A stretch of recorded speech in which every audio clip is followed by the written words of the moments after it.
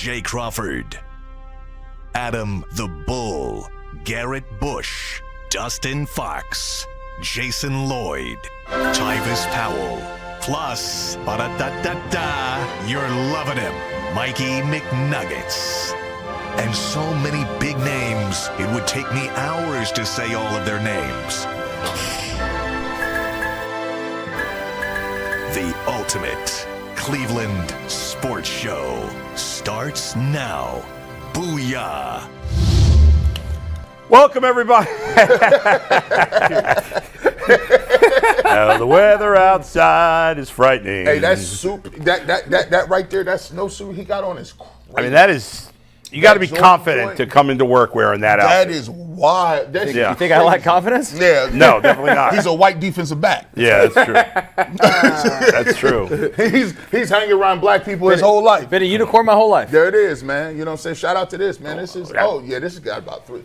I think my mom had a couch that was made out of some material like this. It does, man. Yeah, I was so distracted by Dustin's outfit, I didn't even notice that you got the craziness going on, yeah. too. I had a couch. Shout out to this. It's called that Purple Haze. Shout out to Cam, Jim Jones, Freaky Zeke, Joel Santana. And I got a bunch of shoes that would go with that. I know, right? Like you got the ones you just bought. Did you get them purple ones? I think them new Zion Voodoos would go great with that. Yeah. I got these boys on here. These reminded me of the Aliens franchise right here. What are those? These is some Nike joints, right? These is the Alien franchise. Look, Is them Giannis? I don't know what they is. Look, they look like the alien at the bottom. There might be some Durants or something. These is moon boots, bro. It says chubby. Yeah, this is crazy work. I think this is made out of like refurbished type rubber pellets. Oh, okay. Are you on QVC right now? Yeah, man. X5359 guys, ladies, listen, if your husband is a sneakerhead, these are great to get. We got these on Easy Pay, 3 payments of $39.99. We can get those to your house. We take MasterCard, Visa, and even Discover for the black community. Not American Express. Is QVC still on the air? Oh, of course. Oh, I didn't know that. Home Shopping Network. I watch it sometimes to go to sleep. Really? Yeah, they got great pots and pans and all kind of stuff on there, bro. Boy, what's up with your franchise trying to make my homeboy retire early? I don't know what you're talking about. Joe Burrow. It's not football. It's not fun anymore. Damn. Oh, he said that? Yeah, he's very depressed. Well, Where did sucks this to come lose. from? Sucks to This was lose. like yesterday or 2 days ago. He said he was depressed? He didn't say he was depressed. He just said he just not having fun. I mean, he's one of the best-looking guys in football. He's making millions of dollars. How depressed can he be? He like man, you get behind that line and Losing is you tough. keep He- getting hurt for he wasn't- extensive time. Yeah, you know what? The line's playing well right now. That's not a problem at the moment. Losing is tough. How bro. many of these injuries have had to do with the line? You know, he's got to be less injury prone. Let's go, Joe. I mean, that's I don't want to hear about you feeling bad. I love Joe, but like, I don't want to hear that. In a game of football you guys played to have like, can you? I don't think you can be less injury prone. Like, it's just gonna happen. It's It happens. 100%. I love Joe. If he's sad, I do feel sad about that. Yeah. Joe, I'll cheer you up, buddy. Come, give me a call. We'll talk. We'll chat. I'll cheer you up. Lot to get to today. Nothing to do with Joe Burrow, but plenty of other football conversation involving the Browns quarterback and a lot of other Browns things. Tings. Mike's going to force us to talk about the Cavs today. We are going to talk about the Cavs today. We're going to talk about the That's why I'm wearing my hoodie. Talk about how everyone Delta Airlines Cup. everybody in the NBA should just quit. Yeah. Because the Thunder just give them the title right now. That's a Oh fact. my! What are they? 24-1. Correct. They beating everybody by 30. They won by 40 again last night. Their point differential is 5 times better than the It's Cavs. unbelievable. Well, that's why the Cavs might need to just break it up now and just you got to wait them out. Hey, McNuggets, how many? They're out. They're all young. How many first round picks did the Oklahoma City Thunder got to? How many? They potentially have 3 this year. Really? They have their own. Yeah. Oh, that's a useless. They have a top 4 protected pick from Philadelphia and a top 8 protected pick from the Clippers. Just quit. Just done. So done. okay, so they might only have 1, and it might be They a could late have pick. 1. They could have up to 3. 3. I mean, Depends. the Sixers are mid-tier, aren't they? Yeah, that's probably not going to convert, but the Clippers suck right now. and there's No, a what do you good mean it chance. is going to not going to? If it's top 4 protected, that means if it's after 4, they get it. Yeah. Correct. So they're more likely to get the Sixers pick than the Clippers pick. What did I say? You said they're more likely to get the Clippers pick because the Clippers are so bad.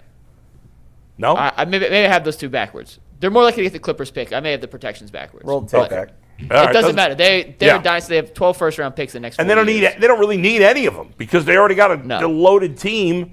Do we think they have a chance, real quick, to break the Warriors' record? 70. I'd be shocked if they don't. I'm about to say the You'd way be they shocked playing. if they don't. Shocked if they don't. If the injuries don't, man, if it's just, I mean, Dude, SGA played last night like 2.5 quarters. they don't even need him to They play. don't that need much. it. He didn't play the fourth. He never plays the fourth. Do they take rest days? Do they do that nonsense too, Yeah. or no? How they lose to the Trailblazers of all They teams? blew a 20-point lead That's in the the third one game quarter. they That's the lost. one loss, yeah. They were Trailblazers? up 20 and blew And- the lead. Was Dude, this before by the Chauncey way, got booked? That game, I bet on that game. Did you win? I did because I bet on the Blazers. that's crazy. Jeez. Was this so Chauncey Billups must have still been there? What was Yeah, the this- spread? Because I was driving back from Ball State. I Yeah. was doing a action game, and it was, I don't even know what the spread was. I took it live. I was just like, well, it's something to listen to in the car. Yeah. And I was in the, driving back from Ball State late at night, whatever it was. And they were down like 10 with like 4 to go and came back and won. That's wild. Oh, okay. So here's they could have up to 5 first-round picks. Oh my God. So they have the Clippers unprotected pick. Yeah. So whatever the So the Clippers, Clippers, they could get the first pick in the draft, the Thunder. Yes. theoretically, right Is there now, a clear number 1 pick yeah, this this year? is the most loaded NBA draft in a long time. No. There are 3 guys who people view as legitimate So there's franchise 3 pillars. potential superstars. Who is Three the legit. three? Who are the 3? Or give us- AJ DeBonsa from BYU, who was the number 1 high school prospect. Okay. Cameron Boozer from BYU's got the best player in the country. You talking about They paid him Carlos $7 million in Boozer's NIL son? money. Cam Boozer from Duke, who's Carlos Boozer's son. Okay. What about the other one? Don't they? Darren ain't they Peterson, twins? who's an Ohio kid. Is that the kid at Kansas? He went to Kansas. Kansas, correct. Yeah. Dude, that is, so, what's her name? West. Her son. John West? No, what's her name? She went to high school with me, dude. What's her name? How's he supposed to remember if you I went mean, if we he went with to you? the same. We went to the same school. Well, it's the Well, same city. same city. It's not the a same big city. And all the girls, it's the same. Go ahead. So Yeah, real like- quick, the Clippers, who don't have their first round pick, that is What's her unprotected name? for the currently protected my for the third pick God. in the draft, We gotta figure her which name is out. an issue. They also have buddy the texted me about Jazz top 8 protected pick. The Jazz stinks, so that probably won't convey. He's Yeah. from Canton too. They have the Rockets top 4 protected pick. That probably won't convey. And No, they it have will. Phillies top 4 protected pick. No, which- Mike. The Rockets pick will convey. They're not going to be in the top 4. I'm saying it backwards. You're right. Yeah. You're right. They will get the Rockets pick because they will not Yes. finish top 4. They will get the Sixers pick because they most likely will not finish top 4. Right. They probably will not get the Jazz pick because they will finish. So they're probably going to get 4 picks, potentially 4 first round. including maybe the first overall pick in the draft, and they're already This is why I said by them up. far the best team in the league. That's why I said, Mike, how many picks they got? They got like 75 picks. Who's the second best team in the league right now? In terms of standings, or who I Detroit. think is the second best. Detroit has the second best record. I think They're not the Denver's second the best second team in best the league, team. are they? They number 1 in the East, ain't they? I think Denver's the second best team. If you had to say right now, wouldn't you pick the Thunder sweeping the finals before even considering a team in the East beating them? Yes. Right? The bigger question is, did the Cavs make a mistake moving on from JB Bickerstaff? No. He's doing a good job though. It's crazy though. But how's he? Thunder are crazy. But that'd be a crazy thing to say right now. Why? 'Cause what has JB done in the playoffs? What did Kenny Atkinson do? I hear you, but if you didn't ask that question before last year, you can't ask it now until he does something in the playoffs. Who? JB? Either coach. Well, I feel like with the Cavs did essentially the exact same thing that they did with JB. Yeah. Right. Well, and that concludes our Cleveland Cavaliers talk for today. But you got to let's see what with the Pistons with this great record. Let's see what they do in the playoffs. Hilarious. JB in the regular season was never the issue. JB in the Yeah, playoffs right, that's was what the I'm issue. saying. JB is not. We- proven And Kenny anything in the Atkinson playoffs. might be too. Getting the same Yeah. results. Yeah. The same I mean, technically, results. Kenny won a playoff series last year. JB didn't. So Right, that's true. JB didn't. When they lost to the Celtics, that wasn't in the second round. they lost to the Knicks. They lost to the first Knicks in the first round. What about the next year when they lost to the Celtics? That wasn't him. That wasn't him. Yes, it was. Yes, it was. Last year was Kenny's first That's year. true. What is wrong with y'all? They won. JB last year did not win a playoff series. Kenny Atkinson did. Oh, no. Are you talking Oh, about yeah. last year? I was Yeah. talking about overall. JB's won I'm one talking playoff. about just with the Cavs. JB won one playoff series with the Cavs. Kenny won one last year. Yeah. But this is only his second year. JB had more years than that. I will talk Cavs at the end of the show, guys. Let's dive into our first topic of the day. It's brought to us by Prize Picks. We make decisions every day, but on Prize Picks, being right gets you paid. Don't miss out on any of the excitement of the sports season, whether you're following the NFL, NBA, or both. There's no better time to jump in on the action. If you haven't tried it yet, Prize Picks is the simplest way to play. Just pick more or less on at least 2 player stats, and if you get them right, you win. It takes less than 60 seconds to make your lineup, and you can play anywhere Prize Picks operates, including Florida, Texas, Georgia, and California. Download the Prize Picks app today and use promo code LOCKEDONNFL to get $50 in lineups after you play your first $5 lineup. That's code LOCKEDONNFL for $50 in lineups after you play your first 5. Prize Picks, it's good to be right. Maybe JB was the scapegoat, Mike. He's sitting there thinking about it. Well, not that I say. Hold on, we're not diving into the Cavs. We're I diving know, into Cavs talk later. Don't derail this. The players are the problem. Cavs. The players are the problem, but we'll get to that later. Go ahead. This Sunday, Yeah. for just this game. This is not for the next 5 years. Oh, yeah. This is not in the next 10 years. This is just for Sunday. Would you rather have Shedeur Sanders or Caleb Williams as your quarterback? That is such a. This is the. I should have screamed at Mike last night when he asked this because I don't like this question at all. Well, it's not fair, and you're going to get people going. Yeah. no, but it's not crazy even at about us. that. Like, who cares? No, I'm. Yeah, I know. I don't Caleb- I'm care. angry with Mike. I don't Caleb care. Williams. Caleb Yeah, Williams. Caleb Williams is further along in his career. Of course, Yeah. you'd rather have Caleb Williams for right. this week. But we're haters. No. You Garrett- take a He's going Shedeur? to take Shedeur because he wants to pander to everybody. Wow, Well, if you look at their last 3 I games, just came though, right the back numbers, into this. I just pulled up. I the didn't say numbers for nothing today. Shedeur are No, go better. ahead. Yeah. Wait a minute. I need more context. What team? Like, That doesn't matter what team. yeah, it does. Okay, let's see. If you giving me Shedeur with the Bears receivers, I take Shedeur. Now hold on. Let me give you should do this. with the Let me give you. Bears. Can we get Caleb Williams numbers from last year? If you talking about just as the talent overall. Last I'm taking year? Caleb. Yeah, Can I get last year Caleb We're not Williams even about numbers? to do What this. we're gonna do is we're gonna bring some sort This of. is disrespectful. We're gonna bring a nice conversation to the table. We're not even gonna get sensationalized yet. Let me see what these numbers look like from Caleb Williams last year. By the way, what do you think about Caleb Williams in general, Bull? Do you believe him? Because you know you got to, for Bull, you got to do it 7 years in a row. Bull, That's Bull, true. I think he's headed in the right direction. I'm not convinced he was worth the first overall pick in the draft. I would still, right now today, I'd still rather, even though Jaden Daniels had a terrible season, I'd take Jaden Daniels over him, and I would take Drake May over him. He'd be my third choice of those quarterbacks. Okay. Right now. I don't know how you guys feel about that, but You said you take Jaden Daniels and Drake May over him yes. right now? Yes. Oh, yeah, that's a fact. Yeah. Okay. You want his numbers, G? Yeah.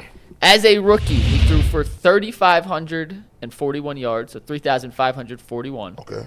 20 touchdowns, Okay. 6 interceptions. He was sacked 68 times. Better than I thought.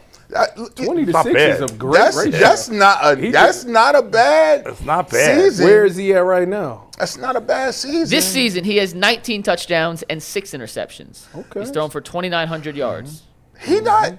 Only been sacked 20 times. He was the most sacked quarterback in football last year. He's one of Yeah. the least sacked quarterbacks in football Yeah, I'm taking this year. I'm taking Caleb. I love Shedeur. I think Shedeur maybe in the long run could be better, but if you're talking about just this Sunday for just this Sunday right now, I take Shedeur. I mean, I take Caleb. I'm open to the idea that Shedeur could be a better quarterback in the long term. Yeah, he could. I'm open to it. I'm not saying it's going to be the case. could be. I said I'm open to the idea. But right now, in most cases, you're going to take the more experienced NFL quarterback. I mean, in most cases. Look. So if we talk about this case, Shedeur Sanders versus Caleb Williams. Yeah. There's more a body of work and there's a more sample size for Caleb Williams. I got how many touchdowns so far for Caleb Williams? 20. 19. That's 19 this year, 20 last He's year. 39 in his This is career. an outrageous graphic, So- by the so- way. This is a graphic Propaganda.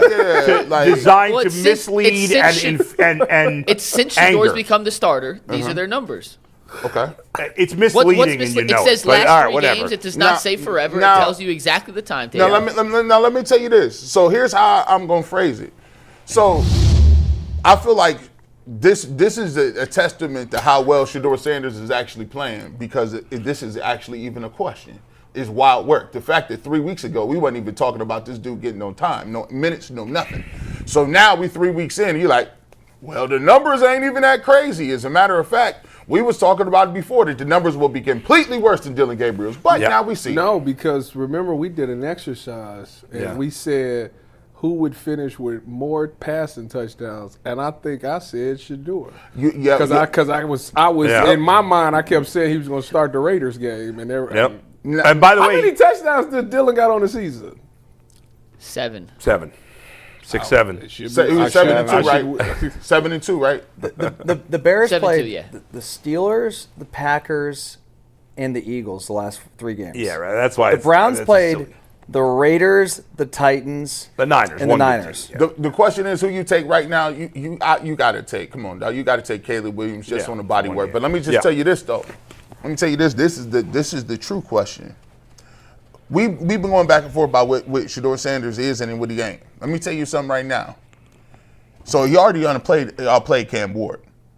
He put that to bed. He sure He did. outplayed him. Yes, he did. He come in here on Not an apples to apples comparison. I know. But It's a little although the Browns defense played terribly, so You come in here this week. yeah. You got another number 1 overall pick on the road. Yeah. You come in here and cook against him. Next week we might as well always get the Kool-Aid. Josh Allen. Because then Who'd you rather have right now? Josh Allen or Shedeur Sanders after beating 2 first? I'm telling you. not- Mike's going to have just the stats from the last 6 quarters. I will not ask that question, I promise you. But I think Caleb is Although the guy. yesterday I did say, to be fair to you, I did say that Shedeur's played better than Baker the last 3 weeks, which is true. That's a fact. Hey, But there's a different. Josh Allen's in his own category. Shedeur has not gotten anywhere near that yet in terms of his overall stature. But I think the fact, Thanks for clarifying that, Mike. well, I'm just saying, Josh Allen is. We've had people on this panel sitting in the chair you're sitting in right now say Josh Allen's not that good. That's blasphemous. So Like, we, he said we he'd do have take to Brock clarify. Purdy I don't. To Josh be Allen. fair to Jay, I don't think he ever said Josh Allen wasn't that good. He said he'd but he take Brock did say Purdy. one of the most don't great, save him. top He 10. don't want to be saved. Don't save him. Saying Brock Purdy was better than Josh Allen is wild work. It's And the it's wild wildest. work. It's Yeah, the that is wildest of wild. all time. That's one of the 10, craziest things. But it's not even the craziest thing that Jay said in this football season. Nope. What did he say? That was crazy. Well, Isaiah- Actually, that wasn't this football No, season. Isaiah Bond. Yeah, That was this season. That was the Packers game. No. That was his dumbest statement he's ever made on the show. No, that's He said not. he wasn't open. He said he Yeah, that that- Isaiah Bond wasn't open on that. That play. is right. Now I said some He crazy was insane things, on that. But he did say for his life he taking Bailey Zappi. Did he say that? He said for his life he's like Over who? he said you got 1 game for your life. Yeah. Did he Shedeur really? Sanders or Deshaun. Bailey Zappi. Or Bailey And I Zappi. said don't do it, Jay. I Don't said do it. Shedeur. I want you credit. did say he did say. But no, like here's the thing though. That's Yeah. messed up. I'm gonna be honest with you. Now listen, Caleb Williams and Shedeur Sanders slightly play alike, right? They hold the ball a lot. They hold the ball a lot. You know they both do the same. They- They both evade sacks the same way. They evade both do They're that sacks. number spin 1 out and thing. number 2 in longest time to throw this season. They move around. They play the same type of style. But for me, this is crazy. But when I see, the game I saw yesterday or against the Titans, and I watched Caleb Williams play, I don't see that big of I don't see a talent gap where it's like, oh my gosh, Caleb Williams is so much crazier. Now Caleb Williams makes some throws, and Caleb Williams, his tape at USC was ridiculous. But Won the Heisman, right? he won the Heisman. Some of the same things that he does, Shedeur Sanders does. So Just sorry to cut you off, No. but I had Herm Edwards on my podcast, as I mentioned off the air. He compared Shedeur Sanders to Randall Cunningham. hey, listen, I can man. see a little bit of that. Randall, High let me praise. tell you this. Randall Cunningham, like the first Randall for the Eagles, Randall Legit. Cunningham's a much better athlete. he was, than yeah. I might be. yeah. I might. Wait, I think I'm mistaken. I think he compared Jaden Daniels to Randall Cunningham. Okay, there it is. My bad. I said Randall. I said Eagles Because we were Randall? talking about because he coached Jaden Daniels in college at Arizona State. Yeah. That's right. Randall He was said Jaden's been hurt Yeah. this whole time. He's hurt.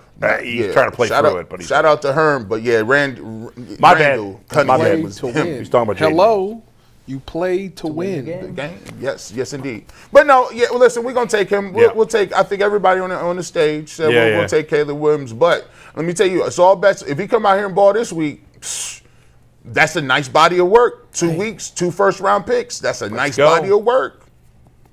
All right, Mike. It'd be nice to get Real the quick, dub last- with it.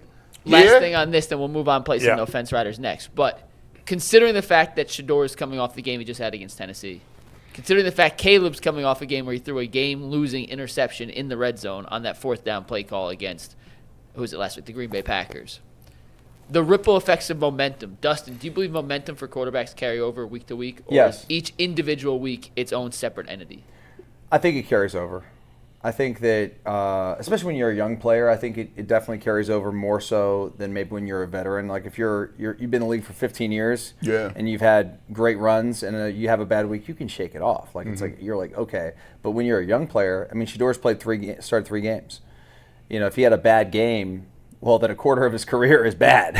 So it's tough to sort of stack those wins together. So I think definitely for a younger player, he'll build off of that momentum. Hopefully it helps him this week. The problem is they're on the road, the weather's going to suck, and they're playing a much better defense. Yeah, I think ain't that much better. I mean, I think that actually They're much better. They turned the ball over. They forced turnovers. That's their strength. I'm the about to Bears. say total defense. Total defense, the Bears are not very good, Titans. but they lead the league, I think, by a lot in takeaways. But Yeah, they have 27 takeaways this year. That's like 8 more than next. what are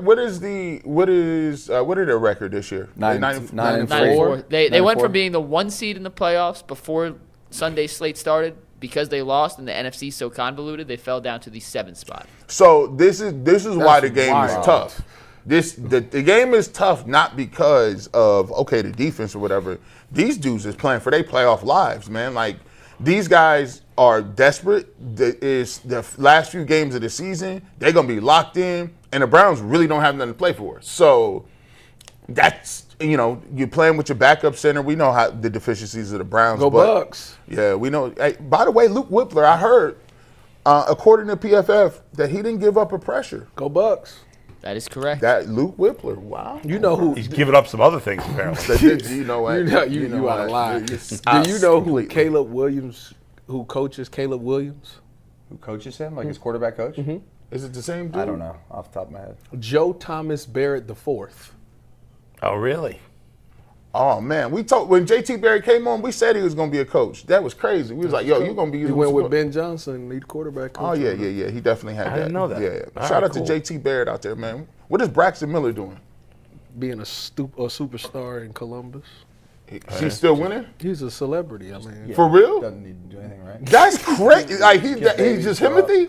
he got he's got like a You got the Krenzel deal? the charging camp and youth camp. So like he'd be like got like a basketball team and football team and stuff like that. Yeah, Braxton Miller. I always knew he was going. Man, he He got like an academy. He got that. Braxton Miller got that good hair. He had the sideburns and everything. I'm like, bro, this dude wavy. Like, shout out to the 614. He be moving around. I'm like, dang, man.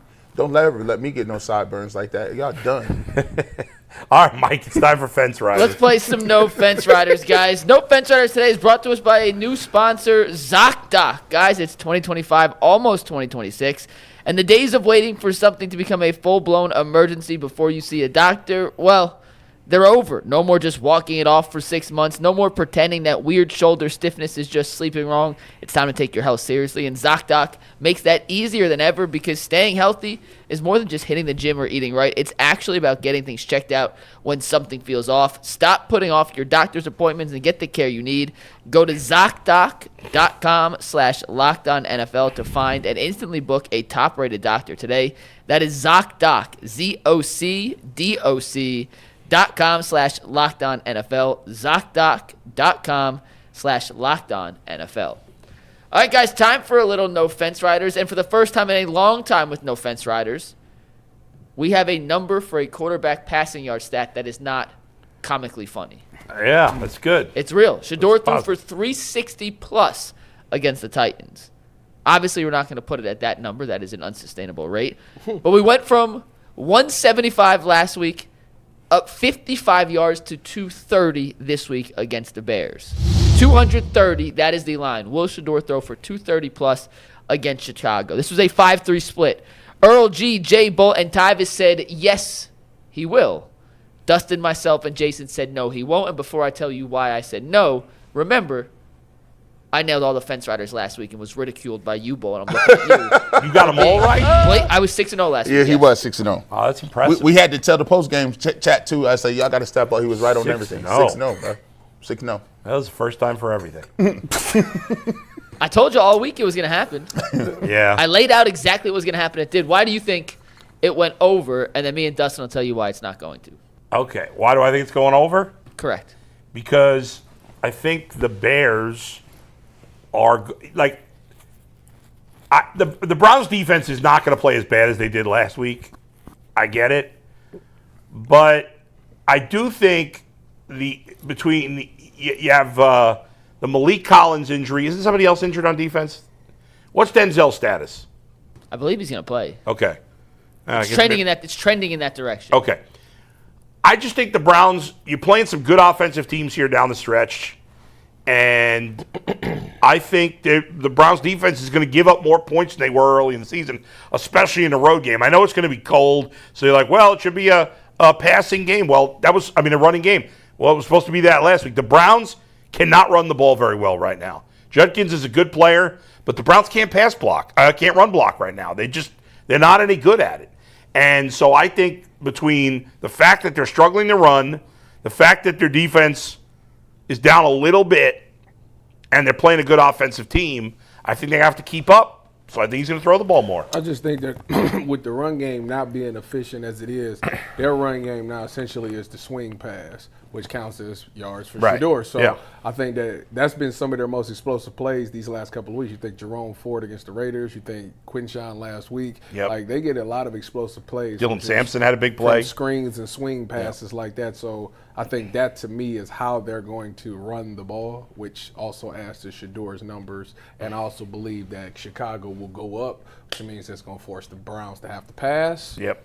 Boost his numbers. Yep. Dustin, why are you on I mean, number one, it's difficult to throw for over 230 yards regardless of who you are. I mean, just look at the prop bets every week. Yeah. I mean, it's tough to bet these quarterbacks to go over that. So that's a big number. Only 6 quarterbacks have thrown for over 230 yards against the Bears this year. And they're 9-4, right? So about half the time it happens. Yeah. And they're facing, this is a rookie quarterback on the road. They're at home. Everything's in their favor. I think Shedeur can have a good game and not throw for over 230 yards. Right. I'd be surprised if he throws for over 230 yards. The Browns probably get blown out. It might be. I like what you just said, right? If he throws for a lot of yards, that tells me that they're down and he throwing the ball and he dropping back and it's in shotgun. Yeah. Now, here's the thing, McNuggets. I'm going to use your own stats because you're the stat guy, but you do French writers. But I'm going to use you as the computer. Where does Shedeur rank in terms of how many 60-yard passes or 40-yard passes does he have? He has thrown 2 passes. Well, 2 touchdowns of 60-plus yards. That is tied for second most in the NFL, behind only Sam Darnold. And he's the only Browns quarterback that's thrown multiple passing touchdowns of 15 or more air yards on the Browns. I'm not sure 40 yards. I don't have that stat. So if the Browns are down in this football game, I think that Tommy Rees will have the confidence to put the ball in his hands. And he's shown, and like Tyvis said, he's shown that he is now starting to throw the ball to Harold Fannin, and he gets a lot of yards after catch. He needs 8 more catches, I think, to break the rookie receiving catches in his rookie season or something. Really? Browns. For the Browns. He's already tight end. Yeah.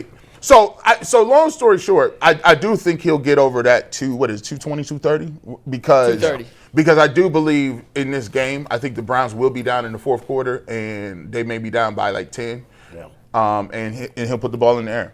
Can I tell you why I said no? And it's actually nothing to do with Shedeur. Yeah. It's going to be incredibly cold. We're going to talk about that in a little bit, but the wind chill temperatures are supposed to be in the negative single digits. Really? It's just harder to throw the ball in negative single digits. Yes, it's supposed to be incredibly cold. A high of 13 degrees with 20-mile-an-hour winds at Soldier Field. Chicago runs the ball incredibly well. I think both teams are going to run the ball a lot, and it's just going to be a shorter game in terms of overall possessions for each team. I think Shedeur actually does have a pretty good game.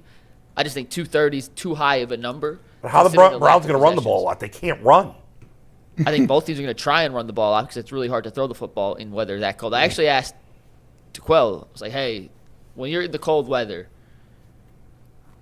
and I know he played linebacker, not quarterback, but like, how does that impact every part of the game? And he's like, dude, the ball hurts. Like, and Dustin Tyvis, I mean, it's hard to tackle guys. It's easier to run in the cold than it is to play defense in the cold. I seen a dude from Florida. It was the first cold game, and we was on the turf field. I seen this man from Florida. Shout out wherever you at. This man took his gear off, took his helmet off, and said, "Bro, I need to go back to the crib." We thinking to the dorms. He like, "No, I'm going home." Quick. To the crib. Transferred. Man, listen, didn't even transfer. He was just like, "I ain't playing football no more." Was just like, I'm like, "Bro, where you going?" He said, "I'm going to the crib." This man had his locker cleaned out, and by the time we got back from that turf field, he was to the crib. When you got to tackle somebody and it's cold outside, it hurts your whole entire soul. Your insides hurt. When y'all had cleats on and somebody step on your toe. Oh. Well, that gets to our next fence rider, G. That gets us right into our next one, which is which Browns rookie will have more total yards on Sunday, Quinshon Judkins or Harold Fannin. Fannin had the monster game last week. This one was a dead even split. Bull, Jason, Dustin, myself went in favor of Judkins. Earl, G, Jay, and Tyvis went in favor of Harold Fannin. It's never good when you're on the side with Jay. That's fair. That is fair. That is fair. I went with Judkins, as I just mentioned. I think the teams are going to try and run the ball. But I think it's going to be a lot. I think it's going to be receiving yards for Judkins. It's going to get him over the top. I agree. Because you said total yards. Total yards, yep. I agree. I think he's the number one consistent guy on offense. Even like when Quinshon's not having a bad, Harold has always showed up. When it was Joe, when it was Dylan, when it was Shedeur, Harold has shown up every single time. And with him trying to get 8 catches to break the Browns thing, they're going to get it for him. So, hey, man, you got to start swinging these questions first. Tyvis taking all the good answers, bro. And he can say coming in and just mowing everything down. I'm over here like, I have nothing left. Yeah, next question, whatever he said, bro. Yeah, but Fannin it's like he's got a big game every single week. No, but everybody showed he going to get some Earl officially wants to flip-flop his answer, by the way. So Earl's now on the Judkins side. Whoa. Is it because it was Jay on that side? Does he have the automatic flipping away from Jay? Are you doing that to desegregate it? Because it was all three. Me, Earl, and G was all on the same side. Earl came down from the perch. Is that faster than light communication? Does it instantly come down? Like, you know what I'm saying? If you in Mars, it take like 30 minutes to get a reply from Mars. Did you know that? It take 30 minutes to get a reply? 30 minutes. Like if I was on Earth and then we was trying to talk to people on Mars, if they was on Mars, it would take a 30-minute reply to get back there. Well, G does love space. We learned that in the Joe versus Joe Jaravicious, the G versus Joe Jaravicious game from the first year of the UCSS archive. But Fannin, shout out to him. Have you lived that one down yet? Listen, that is part of the G. Bush lore now. I mean, I don't know about living it. What is he going to live it down? No, I know. It's hilarious. It's pretty hilarious. Yeah, it's like the lore. That's an all-time great moment. It's one of the, It wasn't on you. No, it wasn't. No. I was helping him out, putting work on him, bro. It's the fact that when you start the interview and they introduce you as Joe Jaravicious, you hear yourself go, "Oh my God!" you got what you got to do. What you got to do is sell it, bro. Does everybody know? Where can I get that audio? Yeah, we play. Well, probably not everybody. Where can I get that audio? Where did you get? Who was the Steelers player? Who was the host? It was a Super Bowl week too. Who was the host? I don't know. It wasn't in Cleveland. I know it was a different. Dustin at the time, I wasn't doing nothing. I ain't had Kansas City? I was so excited. I had called my mom. Hey, bro. They want G. Bush to talk about the Super. I don't know what for, but they want me to talk. I'm gonna be on there. Find me the audio and we'll play it tomorrow. We'll do it. We'll do a little in the intro. Who was the Steelers player, Dustin? Lawrence Timmons. Lawrence Timmons. That's Lawrence. Right. You got Lawrence here. I told that story too, right? You remember that story? What happened? I can tell it in 30 seconds. Yeah. Bull and I were doing a remote at a bar on a Thursday. And so sometimes we would record an interview with the player for the show. Mm-hmm. So we recorded it at the bar. It was like at 1 o'clock. But at 1 o'clock, the real show on the air live was Baskin and Phelps. So Lawrence Timmons is scheduled to interview with us. He calls the hotline number to the studio. And they were also supposed to have a guest at the exact same time, which was Pharrell on the bench. And so whoever was producing, it was Nick Fink? Or somebody else, allegedly. I don't remember who was producing the show. Put Lawrence Timmons through on the air to Baskin and Phelps, and they bring him on the air thinking it's Pharrell. This guy Pharrell on the bench. Have you guys ever heard Scott Pharrell? I only know one Pharrell. He talks like this. He has the weirdest voice. Sounds nothing like a football player. We only know one Pharrell, and since there's no Neptune's P of Saturn. Yes. Okay. The rapper. So they take Lawrence Timmons on the air and they start they go, hey, hey Scotty, what's going on? What is up? And Lawrence Timmons and he goes, hey, this is Lawrence. You got Lawrence here. And so then Baskin thought he was just a random caller. Yeah. He goes, Lawrence, so what's going on this weekend? And Lawrence goes, man, not much. Just excited about this big game. And then all of a sudden you hear, like, they dump it. They cut him off. I have the audio. We got to play that. That was a funny moment, too. That is funny. All right, let's get to the next one here, guys. Will someone other than Myles Garrett record a sack for the Browns on Sunday? It's a full sack, not a half sack. This has to be a full sack. It is a scary time when we are all unanimous. And all 8 of us said yes. Wow. A Browns player not named Myles Garrett. That's a crowded side of the fence right there. Boy. Well, that typically happens. Do you know anything in life you can ask? There's less chance today that there will be a unanimous yes on that. You could have asked Is the sky blue? And they'd be like, well, technically, the atmosphere, Dustin, is the reason the sky technically isn't blue. On December 11th, the way the sun hits the, Didn't something just happen where the sky was like green and purple? See, this guy. The Northern Lights. There it is. See? Well, that's not everywhere. Did you? Well, you can see him. You can see him in Ohio. The Aurora Borealis happens all the time. You can go to the North Pole. It's called the Northern Lights up there. Yeah, let me go holler at Rudolph. Hey, all right. Listen, sacks. I got Alex Wright. Who is it? It's Alex Wright getting a sack. That's who's going to get a sack. Nope, going with the Buckeye. Mike Hall. He got straight down the middle. Yeah, he was straight up and down like 6 o'clock. Yeah. So who you got? Who's the sack? Mike Hall, Buckeyes. Good answer. Can I give you my guy? I think it's Carson Schlesinger. Carson Schlesinger, okay. Or even Grant Delpit. Jim Schwartz, I thought last week against Tennessee, used Grant Delpit in really creative ways to get some pressure on the quarterback. I don't think he ended up getting to Cam Ward. He did the one time, but Ward was able to kind of shove him off and throw an incomplete pass. Actually, I'm going Delpit. I think Delpit gets a sack. Safety blitz, man. Well, Caleb Williams, he runs around a lot. He runs around a lot. We got an opportunity to little sacks. He still got the fingernails? Then the DB getting the sack. Yeah, I don't know. Did they clean that up or what about Caleb? Yeah, the pink nails. He had the. Let him be what he wants to be. Yeah, I don't know. I got no beef with that. Hey man, he was at the game. He was at the game going like, good for him. People do their thing. Caleb Williams is the focus of the next fence rider. Okay. We asked $230 for Shedeur. We're asking $200 for Caleb. He hasn't hit that mark in 3 of his last 4 games. The Browns are the #1 ranked pass defense in football. So will he eclipse 200 yards? Bull, Dustin, and Tyvis, you were in agreement, said yes he will. The rest of us said no he won't. Dustin, why do you think he will? Desegregated. I think I did that wrong.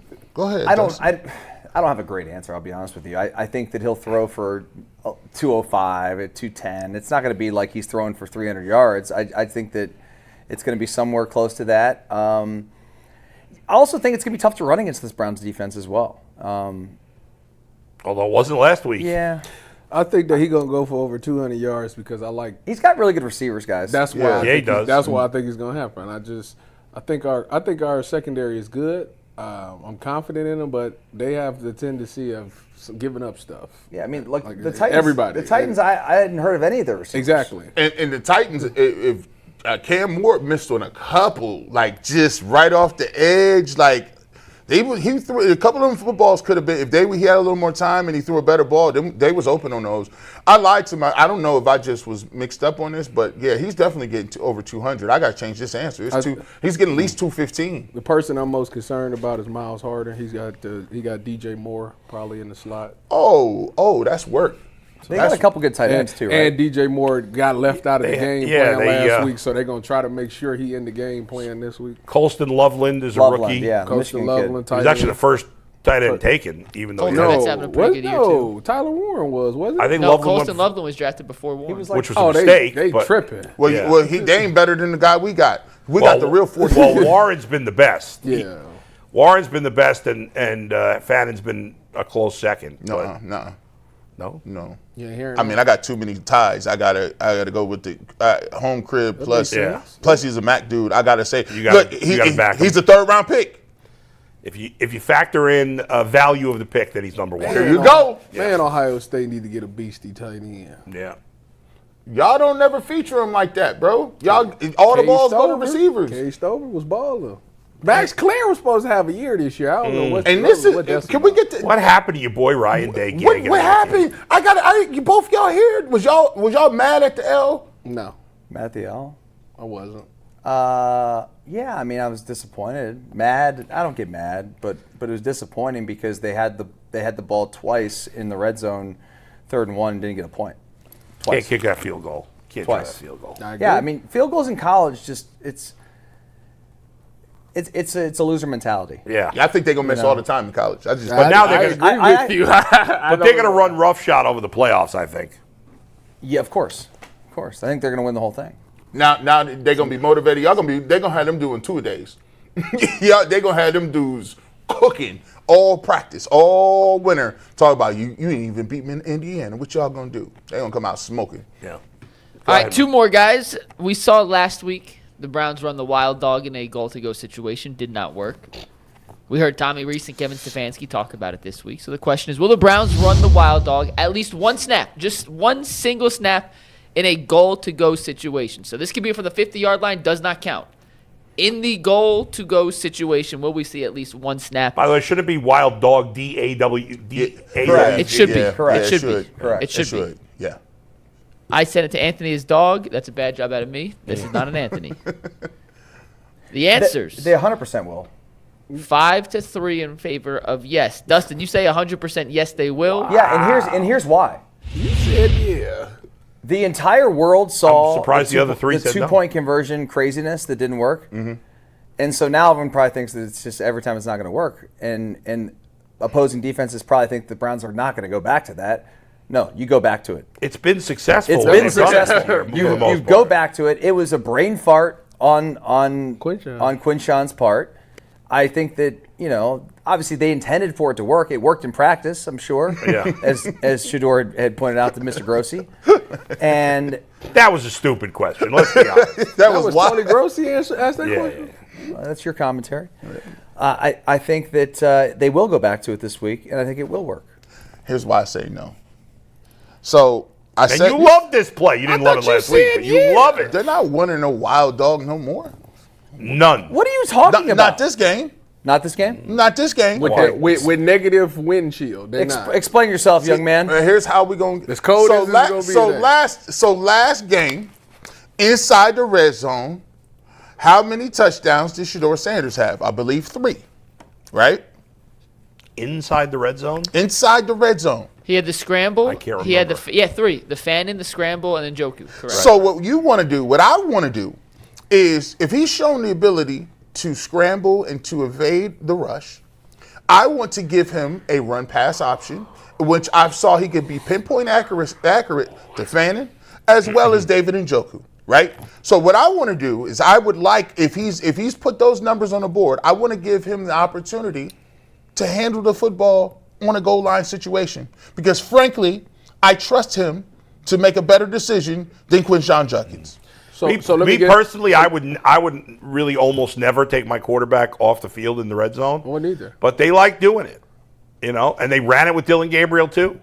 Well, the wild dog. Yeah, I know. Well, Dylan and Shedeur, they ain't the same. No, but the point is, it's not like that was a comment to the people who say, he just wants to take him off the field. No, they've been running that. It's been an effective play for them this year, so why wouldn't they want to take the rookie quarterback out of the game and go to a conservative play. And listen, here's the thing. The reason you run the Wildcat or Wild Dog in our case is because you then gain an extra blocker. Yes, and so Quinshawn's taking the ball, and then you got 10 guys blocking for him. Okay, as opposed to the quarterback hands the ball off, and the quarterback's out of the picture. Right. And you got 9 guys blocking for him. So it's an advantage, assuming that you can block everybody up, and you got that extra blocker. And so that's essentially why they're bringing him out of the game. And that's it. It's simple. It's strategy. If the Cleveland Browns do not run Wild Dog this week, you know what that tells me? It tells me that they trust Shedeur Sanders to make plays. Sometimes when you do certain things, at a certain point in time, when you run that formation, you're saying, I trust Quinshawn Judkins to make plays, right? You trust him because he's your offensive guy. He's the guy who did it, right? So you put it in his hands, he made the play. Sometimes people come a little bit longer and the quarterback get ready, and maybe what they saw on tape last week said, you know what, we trust him not to make a mistake in the red zone. We trust him to make plays. So if they don't run it, I think that means they feel like your boy Shedeur Sanders has come away and they trust him to make plays. More bad can happen if you're not going to run it. Yes. Two out of three things that happen are bad. Yeah, you can. That is correct. Sack and an interception. Who was all on the no side? You and who? On that one, it was me, Jason. McNuggets. Me, Jason, and G were on the no side. And I agree with G 100%. I think after the chaos of last week, they're going to let Shedeur show what he's got in the goal-to-goal situation, see what he can do. Well, they did let him show what he got. He had many other opportunities, and he did well. And I think they're going to let him get you all the opportunities. Y'all must think that they're only going to get down there one time. You guys are crazy. Kevin Stefanski is not going to do things well. Although that call, listen, you called me crazy last week, and I went 6-0. So come at the king, you best not miss. Are the Browns known under Kevin Stefanski for reacting to fan reaction? No, they don't do that. He doesn't care, to his detriment. I mean, I don't think it should be fan reaction. I think it's just the results. But the results have been good. It wasn't good on that play, but overall, it's been good. No, what I'm saying is, if I saw the results, if you were to get, you look at his numbers, and one of the things is, like you said, you mentioned, they did the same thing with Dylan. They've been doing the same thing. Yeah. And I think that you run the wild dog because, you want to get the ball in the best position of your playmaker. At the beginning of the season, right, Quinshon Judkins by far is your best playmaker. I want him to have the ball. That's why they ran it 3 times against Miami. Now, as the season goes along, and we have not been able to run the football, we've had a shift in the offensive line. We got 4 guys in and out of the lineup, and of course, you do that because you can run the ball and you can have an extra blocker. Now, if you see that Shedeur Sanders has come along, he's able to handle himself in the red zone. He's not turned the ball over. He's shown that he could be accurate in the red zone, and he showed he could use his leg to a certain degree. Maybe you look at it and say, okay, well now I think Shedeur Sanders might be one of our best playmakers. Hey, let's see what he can do down here. I do agree that you're less likely to run that play. The more you believe in your quarterback, the less likely you are. That's to run all that I'm play. saying. And so I think going forward, yes, they'll probably use it less, but I'm not convinced that they're going to completely go away from it. Are they going to scrap it? No. Yeah. I just think they'll use it here or there. I don't have a problem with them using it here or there. It's just about what time of the game it is. Like, if it's pivotal, I want the run-pass option. Yeah, and that's why, I don't like that call on a 2-point conversion, but I don't mind it on a first or a second down at the goal line. I'm cool on that. Because you have other options if it doesn't work. Right. You can always go to something else. All right, Mike. All right, last one. Yeah. Chicago's defense is averaging more than 2 turnovers per game, forcing 2 turnovers per game. Pretty crazy. Will the Bears force at least 2 against Cleveland this weekend? G, J, Bull, and Dustin, they said yes. Earl, Jason, Tyvis, and myself said no, fewer than 2. Ty, why you say fewer than 2? Because I think that y'all keep putting that stat out there that they forced 2, so that means that the Browns are going to think about the fact that they forced 2, and it's going to be at an all-time premium to protect the football. And I just don't think they're going to put the ball in harm's way as much this week coming up, as far as the passes go. I'm flip-flopping. I think I'm going to flip-flop. You flip-flopping? I'm flip-flopping to no. I think Shedeur's going to throw 1 pick. I thought there might be a fumble, but they fumbled last week. I don't know. I'm changing my mind on the fumble. I don't like the way Dylan Sampson holds the ball when he runs, but he doesn't touch it enough.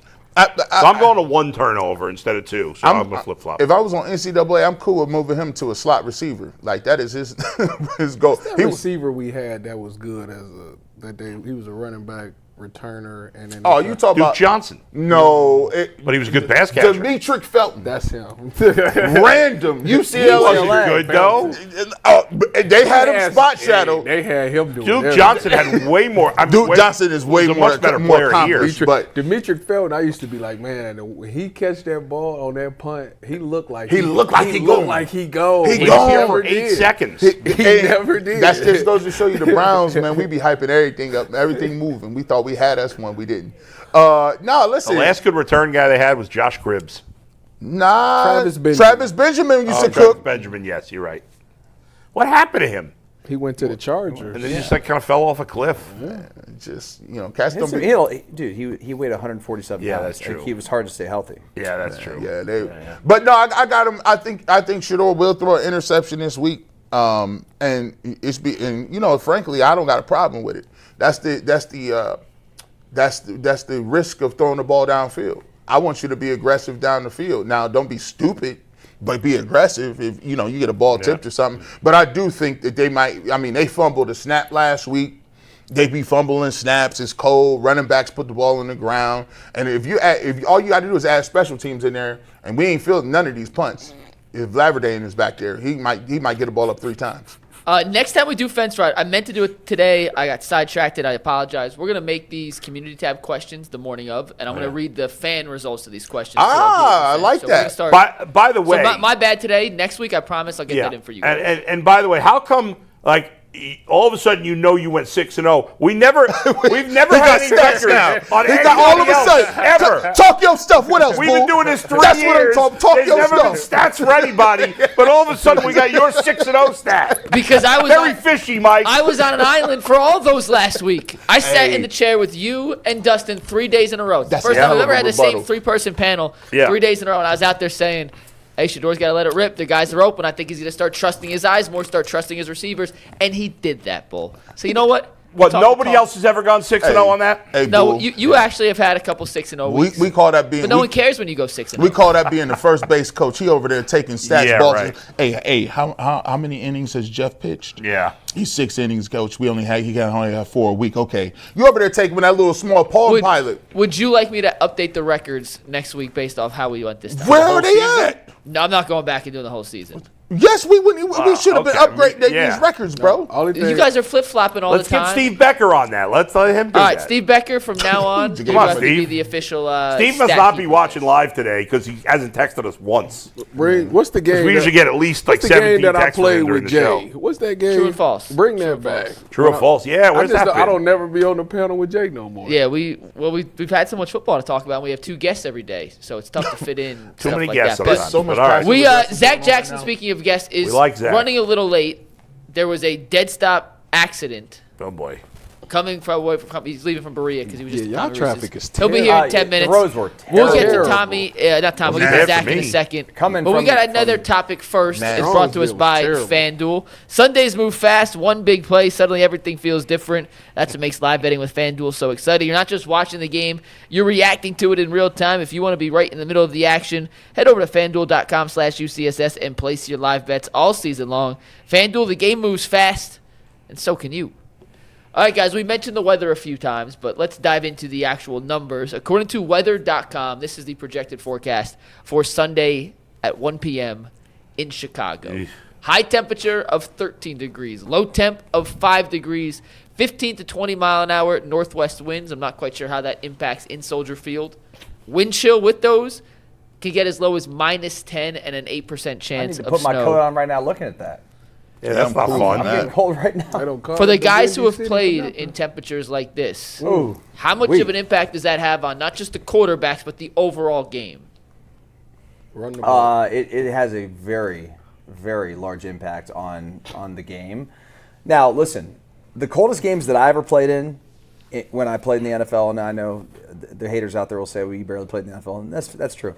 But I did play in some cold games because I played in Buffalo, and the coldest game actually we were playing for the Bills in Denver.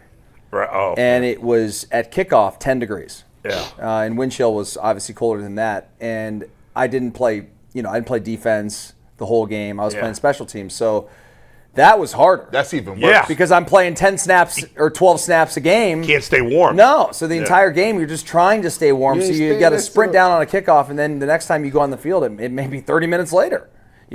So as a defense, if you're playing full-time defense or full-time offense, it's a little bit easier to kind of get into a rhythm because you can get warm. But the hard part is, guys, there is a halftime.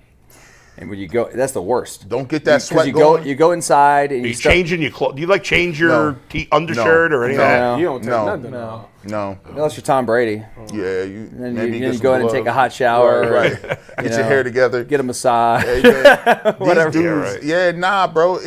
It's even worse. I would hate it if I was like, say for instance, if you're a defender and you have to tackle people. Oh. It's just like, you got to think about it. You know how, just so for all the regular people, go outside, scrape off your car in the morning. Yeah. And you know how it's that initial shock, like, oh, I'm gonna die out here right now. Yeah. I need to figure this out. And then imagine somebody has a helmet, and they take that helmet and run it into your bicep, your tricep, your hand, and you got to tackle another grown man running fast, and it's 5-10 degrees. It makes you question life. You're like, listen, I'll just get a regular job, bro. Just give me, I'll sort mail, bro, but I cannot do this. And then you got to, guess what? Then you get off the ground, Tyvis, your hands are wet, and you get up and do it again. It sounds to me like it's an advantage for the offense then, the bad weather. It is. The cold is. It is. Yeah. And they know where they're going. Right. So defense, it's not going to snow. It's not going to be crazy windy.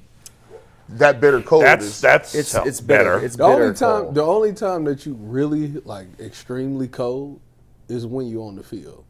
Because on the sideline, you got a jacket, heated bench, and a blowtorch. Yeah. And I'm standing in front of that. Oh, that blowtorch?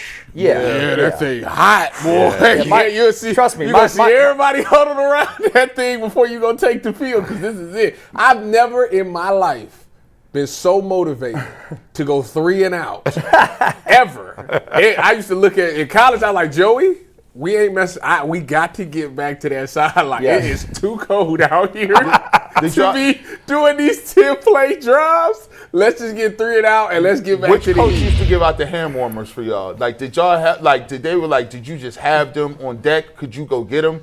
Like, for us. Hand warmers? Equipment guys. They put them in everybody's locker.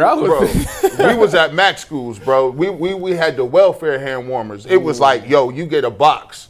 And that box better last you 3-4 games. It better not be cold. We sitting there right before every play. I'm talking about they right when he started his cadence. I ain't taking him out until he started his cadence. Man. So they had he's talking about those blowtorches on the sidelines. So these things, like industrial workers, contractors, whatever, they got those ones that run off of gas or. It looks like a giant fan, kind of. Yeah. All right, it's if you look at it, I mean, it's fire. Yeah, it's fire. Just a pillar in there, boy. Bro, I've melted my cleats. You no, if you get too close, you can melt. Really? Yeah, like you will melt your stuff. Oh like, yeah, I've holes in my socks. Yeah. Because you can't even tell. I've almost caught my jacket on fire. You're setting your ankles on fire. I promise you, everybody be And your feet, it's the two things that you can't Toes get back. and fingers. It's the Toes and fingers. And when your feet go numb, they're not coming back. It's worse. You're just not. No, you're done. No, it's just not coming back. That is brutal. So That's why Team Dome. That's why all these fans. Oh no, it's not that. I'm cool on You that. should be outside. football weather. Trust me. Football weather. Wouldn't you rather Shedeur be playing in the dome right now? In the dome. Let me tell you, these two dudes, I don't know, and this is facts. Anybody that played and you from the state of Ohio, to this day, I got people that played in high school or college. None of them folks go to games like that. If they don't got children, No. You ain't never, Tyvis, me, and Dustin is never going to be a civilian at a game ever together. I'm just not going to pull go. up to a high school if someone game invites, if it's in September. No. Not if it's past November. No. We're not going. I'm not going. No. I'm if at someone home. invites me to a game and it's past November, really past middle of October, Right. I say, sweet, where's the loge? Yeah, you got the box or whatever? Like we're just not, and it's not No even. thanks. We're not showing up. Yeah. I won't like it, and it. Sometimes you get flashbacks if it get too cold and you doing broadcasting. You like, hold on.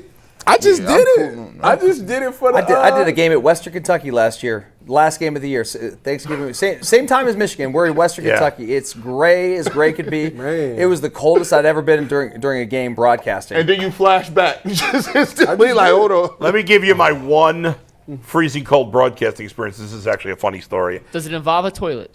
It does not, believe it or not. I was, as Dustin knows well, you guys know a little bit, I did call Division III sports for many years, right? Not a lot of amenities when you're doing Division III Nothing. sports. Although I did get, what do you call it? What's when you get the money? Per diem. Per diem. I got That's per all diem. that count. That was sweet. Yeah. So we I did mostly when I was starting my professional career. I was working in Utica. That was my first job, and I did basketball, men's and women's basketball, and football. But I also did some hockey, even though I was not qualified to do hockey. I don't really know hockey that well, but I was their broadcaster, so I did hockey.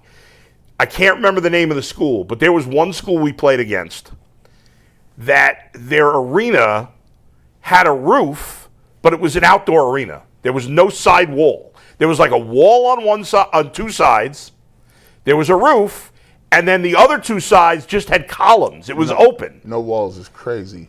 And we played them in like January or February. What sport is this? Hockey. So for the players, like they're freezing all the time anyway. With I guess it doesn't matter.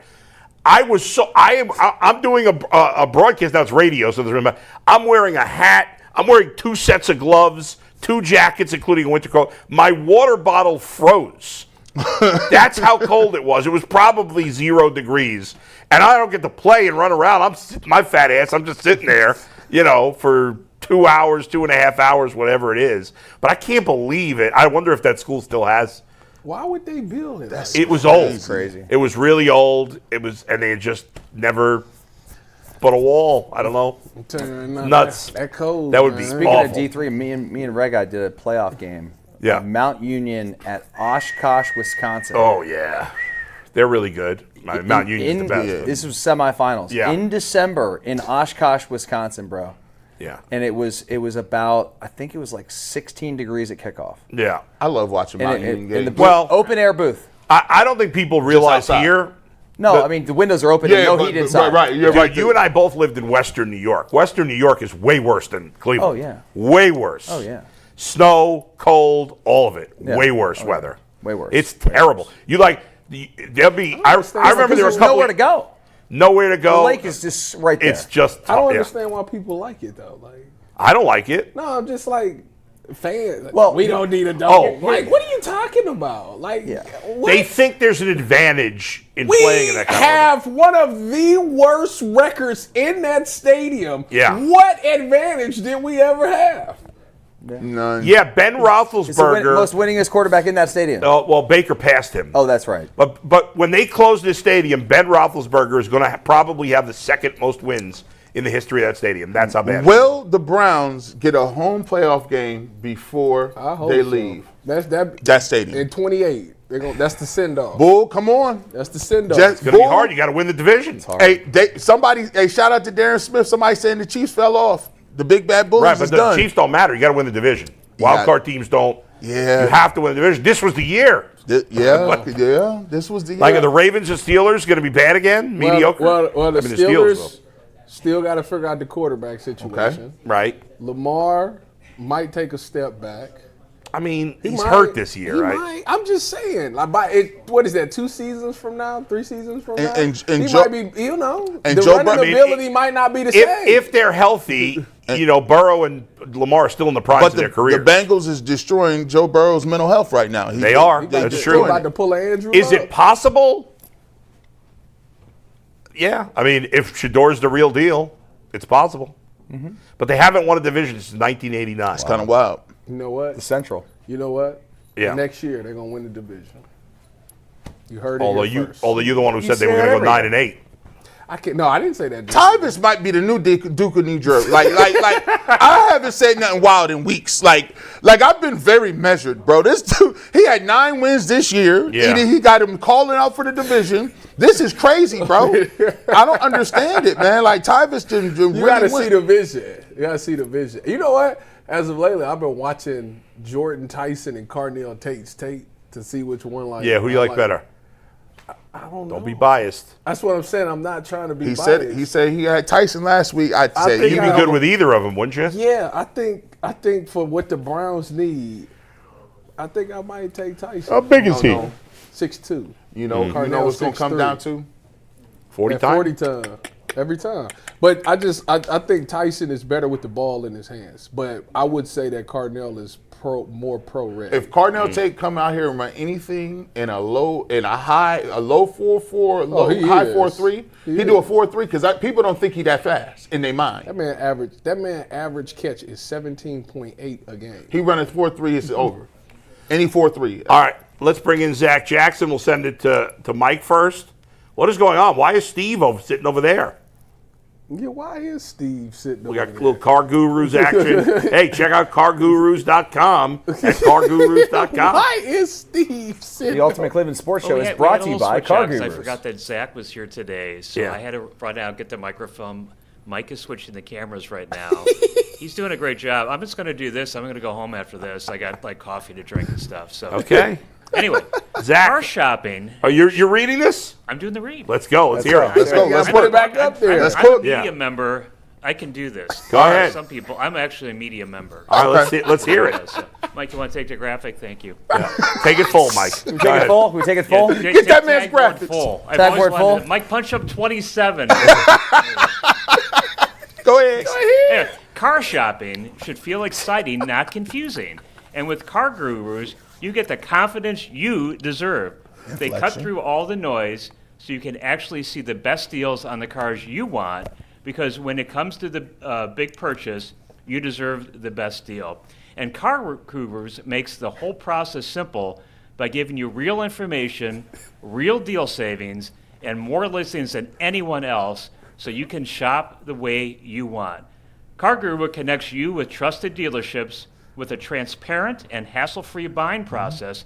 With over 4 million listings, the most of any major online automotive marketplace, you always find the best deal. I have to scoot this down because I read it. Shop the way you want with the tools, data, and unbiased deal rankings that make it easy. Buy or sell your next car today at cargurus.com. That's cargurus.com. Cargurus.com. Nice job, Steve. And Bull, I read that cold. I wasn't prepared for that, so Yeah. that was a cold read. Steve, That was a solid job. You read like you hooked on phonics. You know the guy Ben Stein? Yeah. You sound like Ben Stein. A little like Ben Stein. Hey, listen, man. I'm in my Randy Win Ben Jackson Stein. voice. I've actually been told I sound like Ray Romano. You started off a little You sound slow nothing there. like Ray Romano. You picked it That's up what in the I've been end. No, you dog. do sound a little like Ray Romano. Ray Romano's from New York, and Steve doesn't sound like he's from New York. It's the pitch. Not from, no. To read. To do those commercials? Very hard. It's almost as hard as finding somebody that can catch a punt. I mean, See, we go. Takes a skill. And Takes we're a off certain and skill. running. Or to pronounce the name of the punt returner who can't hold on to the ball. Zach Jackson is with us. Zach, the Browns are a disaster in that area. They have been for a while. yeah. I don't know. It's something they've tried to address the last couple of years, but it seems like every time they try to do it, that player gets hurt. For this team, they chose a 32-year-old kick returner who was last good in 2021, and then he obviously didn't make it. So they've been playing this kid who's struggling. Yeah. You know, he Are you probably shouldn't be out there. talking about DC? Yeah, What happened to him? he got hurt. He's on IR. Every kicker they get. Jakeem Grant? Yeah. They got him. Hines. Naheem Hines. What's the guy? Play. The guy from the 49ers that was Goodwin? Marquise Goodwin. Goodwin. Well, he wasn't a returner. Man, they every speed bike guy. Anthony Short. Never mind. He would get hurt. Yeah, this. Hey, let's talk about the Wild Dog gate. Like, so let's get to the Wild Dog. Do you believe they will run Wild Dog this week, or will they let the man throw the ball and handle the ball in the goal? I mean, they're going to run it this week because of the weather and because of the circumstance, right? Like, the biggest problem this week is the state of the offensive line.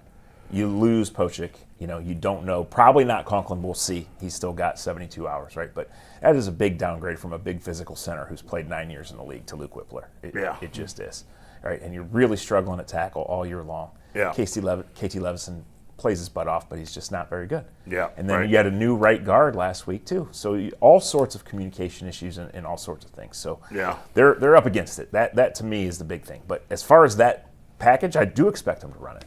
And if he hands the ball off, they probably score.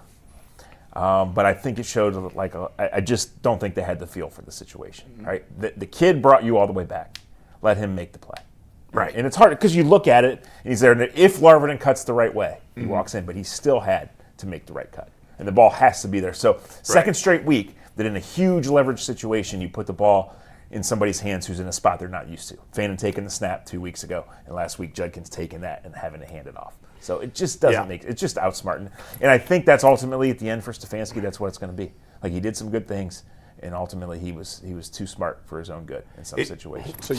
Tommy Reese is calling the plays, but That's something that you're not running that without That is something Stefanski. you decide. Every Friday they work on their 2-point Yeah. plays, and they're not just different if you use them, but it's based on what you think about that defense, right? And they had shown the Wildcat formation however many times. They've had great success with it. Yep. They hadn't shown anything else out of it. So they thought they got the right read. It's just in that time, like you're dead, right. and Shedeur brought you back from the dead. So let Shedeur make the play. Right. If you run that play to Shedeur Sanders, and we don't know what they were going to run the first 2-point because they didn't get the snap, but 3 guys are going to be covering Harold Fannin.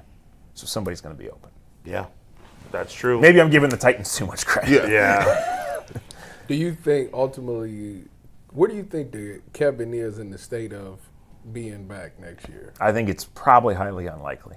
I just think it's gone a certain direction. So I don't know that, Tyvis, and it's hard to apply logic and it's hard to predict in this unpredictable situation because it was never high expectations. It was always going to be bad, but the owner's on record saying 3 is not acceptable. The offense absolutely is unwatchable again until the last few weeks. And just things are not going in that direction. Anywhere else in this league, if you win 6 games in 2 years, you get fired. You do. That's it. Well, Yeah. do you think even if Shedeur plays well and they win maybe 2 more games, you personally would still move on? I think there's time for that part of the conversation to change. I expect him to win 0 more games, but my expectations are based on what we've seen, and I think the kid has been good enough to say, hey, let's watch. Let's see what happens. Right. I think they're going to go there, and the offensive line is going to struggle, and they're going to turn the ball over and get killed on Sunday. But I don't know that, and part of the reason I don't know that is he's injected some energy in. He's clearly getting better. So teams are going to play him differently. The situation's going to be different. But I want to see him play, and I want to see him get this experience regardless of how it goes. And then, maybe. I wonder, if it's better or worse for the Browns if Shedeur plays well, because if he plays well, then maybe you're thinking he could be the answer, and then all of a sudden you're selling Shedeur to a new coach, which is that an easy sell? No, but maybe if he plays well, it gets a lot easier. So I guess it's interesting because Stefanski, if he comes back and Shedeur plays okay, then they already did it together. Yeah. It's not like you bring in a new head coach and you're like, well, you might have Shedeur, you might have a rookie.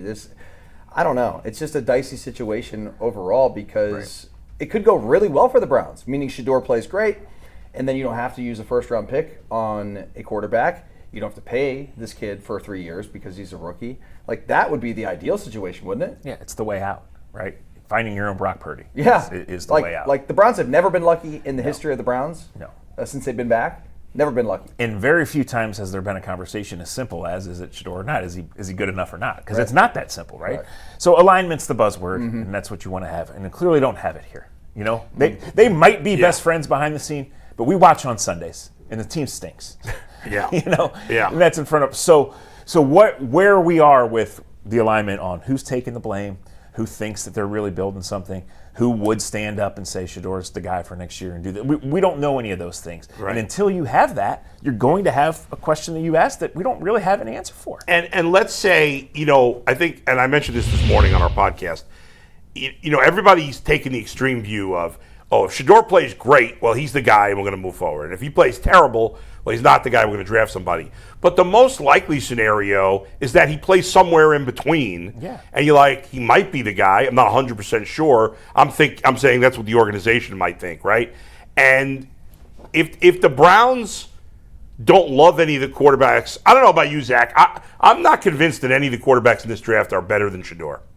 I mean, they might be, but I'm certainly not convinced of that. I think that's a fair thing. Right? So, why am I going to take a quarterback if I'm not sure? If I'm not sure that any of these guys are better than Shedeur, then even if Shedeur's not great, he's just okay the rest of the way. Well, let's see what he's got. Let's build some talent around him, and then if we don't buy in him a year later, maybe we could we could get somebody else. But maybe if the talent's around him, maybe that okay turns into very good, and then by next year we're sure he's the guy. So I think the Browns, if they're considering going forward with Shedeur Sanders, which right now I would lean in that direction, they need to hire a coach that's on the team with that, right? You need to hire a coach that believes in Shedeur Sanders. Well, then it's more than the coach, it's the GM. Because 100%, if you make that decision and you say maybe 27's the year anyway, then Shedeur's tryout goes beyond these 4 games and it goes into next year. Yeah. You finally get rid of Watson after next year. Yeah. And then if Shedeur flops, now you're picking again.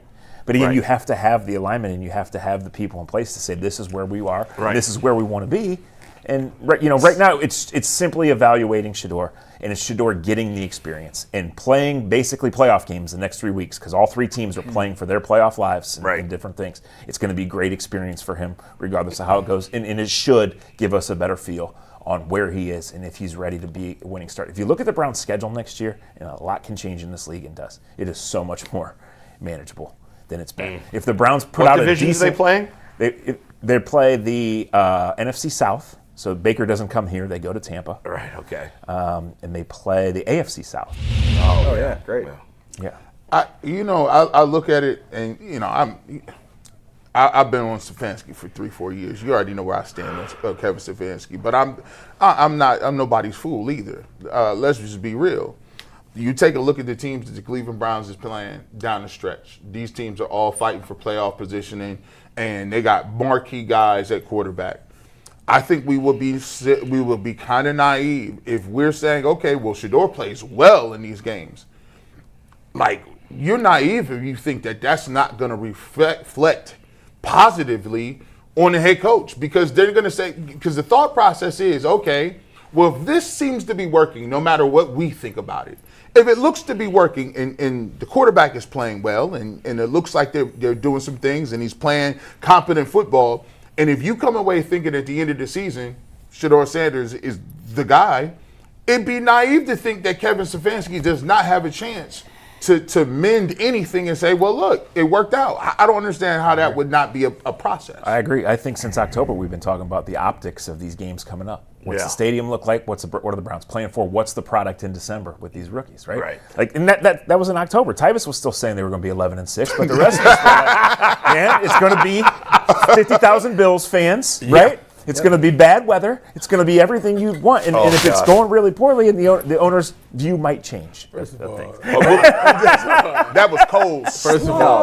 Zach's dead on. No, he's not dead on. He's wrong because I never said 11 in anything. I might be off by a game. I said 8-9. I think you said 9-8, didn't you? I said 8-9. He said 9-8. I said 8-9. That's a lot of Roll the tape. Roll the tape, Mike. I said 8-9 because last week it officially died, and a little tear came down my eye when I seen Quinn. It unofficially died week 1. When Quinn Shide didn't pitch that ball, look, I shed a tear a little bit. I really did. Look, we're guessing. We don't know the thought from the inside, and it can change based on these 4 games. But I think it's a fair thought right now to look at last week and say the quarterback played well and the team lost. Like, I think that was a positive Sunday and a positive week for the Browns. Yeah. And I really mean it. Like, if Shedeur has a positive week, like if practice is going well and he builds this connection with Judy, who has to be on the team next year, by the way, right? If Harold Fanning keeps going, like, if they get beat 27-10, they get beat 27-10. Yeah, Shedeur is probably in a spot where he's going to be a 5th-round pick. He's going to be an underdog. So it's not just play well. It's show you're the leader of the team. Show guys rally around you. Show you can bring the team back. Yes, it was his interception that put him down, but that game was dead in the water, and all of a sudden it wasn't. So it didn't end a certain way. But you know what? Like, we'll see. And if they don't get the 1 pick and there's not a number 1 knockout, then it's a lot easier to make the case of let's take the best available player, let's trade down, let's do whatever, and let's roll with Shedeur for a year because we're headed for the future anyway. This is nowhere near a 1-year fix. So what might this team look like if you use 3 top 35 picks on 2 tackles and a wide receiver? Young and bad, but you're onto something. Yeah, but you're headed in the right direction. Headed in the right direction. So right now the Browns are slated to pick 4th. If you was the general manager and making the decisions, do you have where would you go? Now, I would not rest easy thinking I had to pick a wide receiver at number 4. Or one of these left tackles who none of them are projected in the top 8. Now it's early.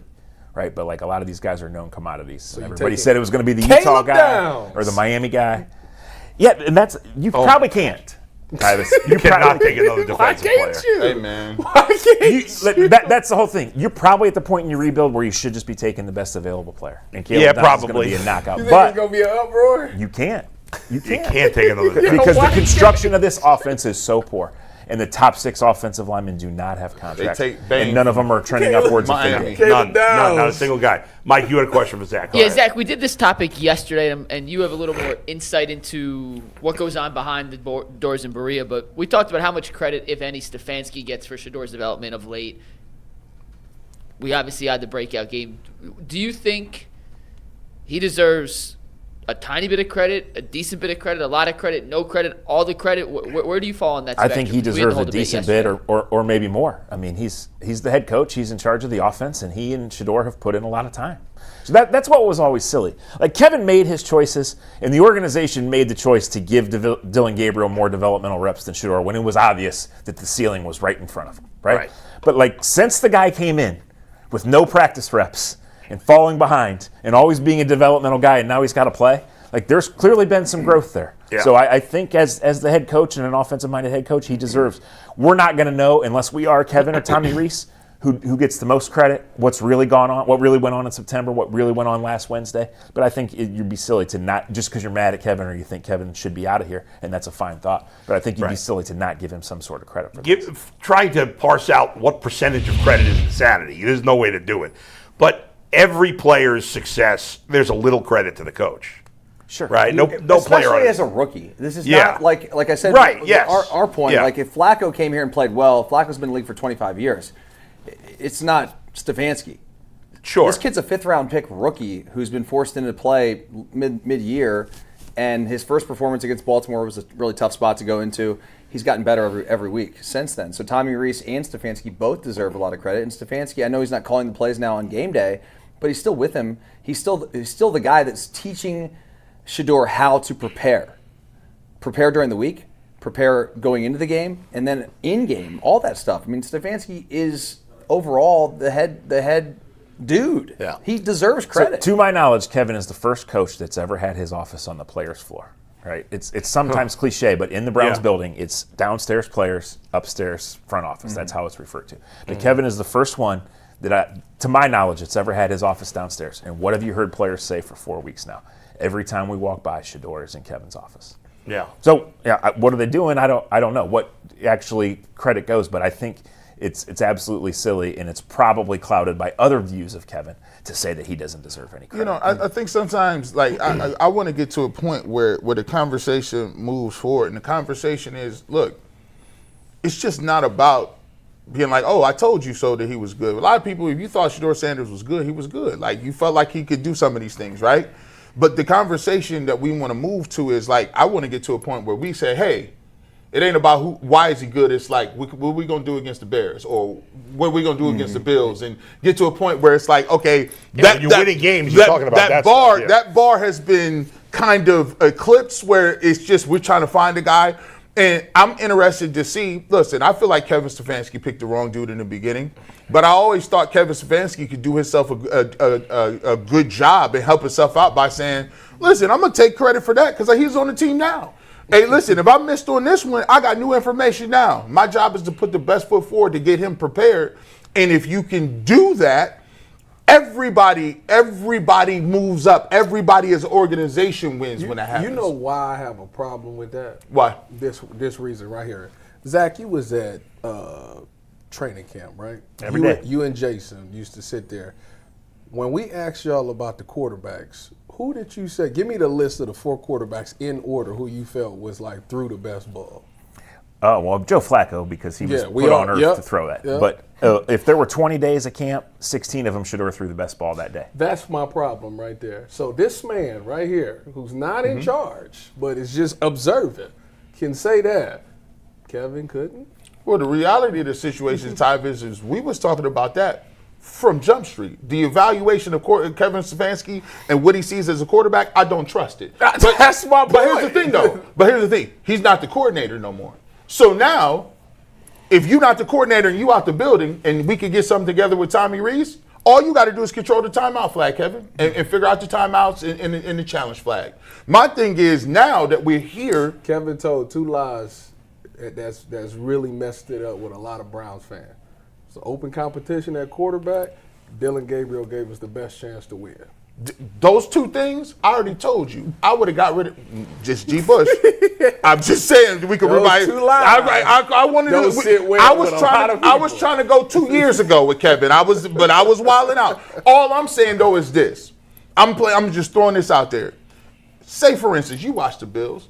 I do. Let the Cleveland Browns go out there and beat the Bills. I'm going to tell you this. They're going to keep every scout. They gonna keep every dude in the cafeteria because what they gonna keep every Bubba Ventrone. Oh, everybody coming back. No, hold on. Not Bubba. Sorry, Bubba. I like you. You not go. But I'm saying there's you got to think about it. How, we come from the owner's lens. The owner is like, I just beat the Bills. Like, come on, what are you talking about? And I look like I got a quarterback. Yeah. I think this is a good conversation, and I think it's fair, but I want to say one thing. No one says that Kevin Stefanski made this pick himself, either of the quarterback picks, right? They knew before Deshaun's injury that this thing was sunk. They're in there every day, right? It was time to put a plan in motion. They went out publicly for months and searched and studied and interviewed and evaluated, and they came back with Dillon Gabriel. Kevin's name is on it. That is not just on Kevin Stefanski. Oh, that's it was an organizational decision. No doubt. Well, could we ask this too? Well, we've talked about Kevin a lot. Man, I'm looking at it. It looked like AB. Like he got. If Shedeur Sanders keeps playing like this, is there any way AB is gone? Well, yeah, if you really look at the full roster, but again, we don't know.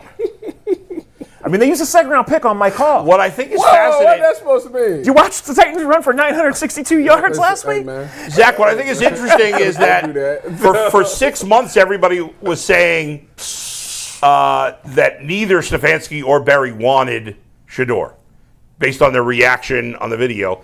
And all of a sudden, in the last couple of weeks, there's been a change in the narrative that Andrew Berry wanted Shedeur and Kevin Stefanski did because not. there was one video put out where Andrew was hugging Shedeur. Yeah, Shedeur which is weird. When you get, I have said when you get that one, Tyvis, when you get that, hey, that means we together forever. That sounded real good in the headphones. That means we together forever. I have been consistent. There's a 6-year track record here. You saved me. That's what he Kevin said. Stefanski and Andrew Berry have been terrible at their jobs over the course of 6 years. I don't know how you can deny that. Every to me, number they both backs got to that be up. fired. Every number backs everything backs that up. And although the draft was good this year, it's really good if Shedeur Sanders is a hit. Then it's another level. That to me is not enough to save Andrew Berry. For me, look at the O-line. I'm firing them both. I've consistently said I'm firing both. I'm firing them both. So if he hits, you saying if Shedeur Sanders is a hit, I'm still firing him. Andrew Berry didn't. I don't believe Andrew Berry wanted Shedeur Sanders either. I agree. He did not want Shedeur Sanders. Here's my pushback. That was a Jimmy Haslam pick. Here's my pushback. Yeah. They traded Joe Flacco, and I know Kevin Stefanski didn't want to trade Joe Flacco. So who told him to do that? Well, if Andrew Berry had that much power on the roster, then why didn't he force Kevin to start Shedeur Sanders? Andrew has a long track record of stockpiling fifth-round picks. Yeah. He got that Kenny Pickett 5th round. He did get that. And Cincinnati called up Andrew. Before 23, they traded for Josh Dobbs for a 5th-round pick. Here's and the almost thing. tanked the season. This is what I believe, Zach, and I'm curious your take on this. Almost they did. No, they still won 11, but they... Dillon Gabriel is probably better on the whiteboard than Shedeur Sanders is. That's the only thing that makes sense in this situation. There's an analytic charting project. That's it, right? That led them to take Dillon Gabriel, but there was no feel for there's no chance to be an AFC North quarterback. There's no feel because Andrew Berry and Kevin Stefanski are nerds, and they do everything by analytics. There's no balance, which you have to have. It's like scouting for baseball. Like, the analytics guys don't just want to ignore the eye test. Well, you can't ignore the eye test. The eye test tells anybody with any brains that Shedeur Sanders is a better quarterback than Dillon Gabriel. Yes. But not every quarterback, and I don't even know. I don't even know if Shedeur Sanders is good or bad on the whiteboard. But that's the only thing that makes sense to me, is that Dillon Gabriel was better on the board, and that's check some box that they like more, because nothing else makes sense. Watching these two guys, there's nothing I don't understand. Maybe he just liked him. Sometimes we be looking so hard. Maybe you ever get somebody and you hang out with him, you're like, I vibe with that guy. I like him. Yeah. I like him. You don't got to be smarter or stronger, faster. I take a affinity to this person. Yeah. We all vibe and mesh. Sometimes your personality don't mesh, right? And sometimes he thinking, all right, I like Dillon. I work well with him. I like him. I'm going to give him opportunity. They better pray that Jackson Dark and Tyler Shook is not good. Well, that's part of the evaluation. They Sure. better pray they better pray that they just Well, if got Shedeur hot for Sanders a couple of weeks. is better than them, then who cares if they're good or not? I agree with that. Well, it's the whole plot. It's like, okay, we're in a bad spot here. We don't Yeah. have a bunch of money. We're not sure how it's going to go. So we're going to basically get Kenny Pickett for nothing. That's step one. We're not going to take Jackson Dart, conscious decision. We're not going to trade up. We're not going to get all of those things, right? Yeah. So we go Flacco. So now we take Dylan Gabriel with a first day pick. In this roster, this offensive line, this wide receiver group back. And then we double back and undercut both rookie quarterbacks by taking Shedeur. Yeah. Now, if it works out, it doesn't matter how backwards it went. Yep. Right, in the Found long the guy. run, doesn't matter. Right? Yeah. But there's a lot of ifs and a lot of paths. And as I'm traveling an uncertain path, if I'm the owner of this team, I clearly need a new GM to travel that path because the path that I've gotten on, I've spent a record amount of money and I have no certainty anywhere except for like three defensive players. Has there ever been a GM and coach that have been given 6 years? And I mean, they're 11 games under 500 right now. It's and there's no precedent. How many games do they have left? 5? Yeah, 4. 4 left. So if they lose them all, they're 15 games under 500 over 6 years. 1 playoff win in 6 years. And that was the first year. No one gets the 7th year. No one does. No. Doesn't happen. And the Browns what the Browns need to do is hire a head coach first, in my opinion, that's a Shedeur Sanders guy that believes that Shedeur Sanders, that he can vibe with him, that he can. There's one. He went 3-9 this year too. That's his dad. I'm sure there are some coaches. There's definitely coaches that will, and then that coach picks a GM that's in the same vein from him. I'm sorry. You don't like that? Here's what I'm gonna say, man. Yeah. Listen, we didn't got far off the reservation here, man. Look, don't say bring John Dorsey. No. Look, you gotta think about this. If you telling me that you sold on, if the owner and everybody sold on Shedeur Sanders, that means you hit. That means you got a 5th round franchise quarterback in the 5th round. Yeah. Then you just drafted the defensive rookie of the year, right? And nobody knew who he was, right? Yeah. So you have him. Your tight end just broke the rookie tight end record, right? No. Gee, I don't care. I understand all you're saying. Franchise. Hold on. Here's what I'm saying. Then Quinshon Judkins, right? You took him over Travion Henderson. The first 5 years? Hold on. Ashton Genty. You took this guy Judkins. He can play.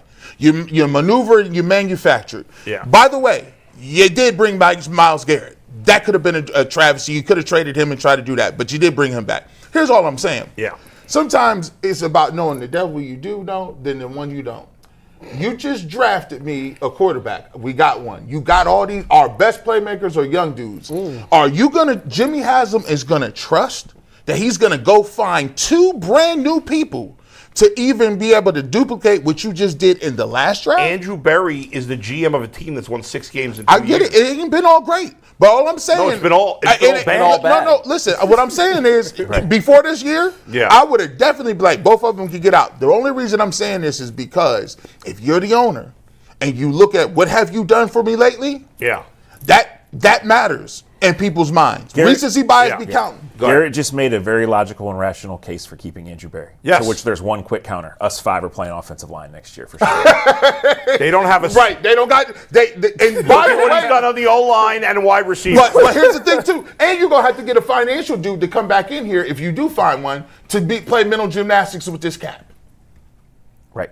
Yeah. Yes. He is. Yeah. So They can find a nerd.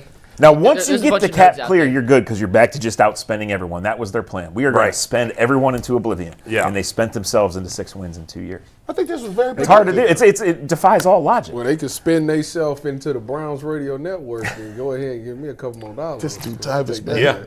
I mean, and we spending the money. Maybe You picked them to be 11-6. They should spend maybe on a little you. direct deposit. That ain't happening. Maybe the Browns can afford to give you direct deposit there, Tyvis. Has anyone ever asked for more raises publicly than Tyvis? He He's never. never got one. He should. If I were him, I'd quit. Honestly. Not to mention, Not giving you a raise. not to mention, the Browns have the worst food spread in the league. Hey, that's the word on the street. Hey, hot dogs.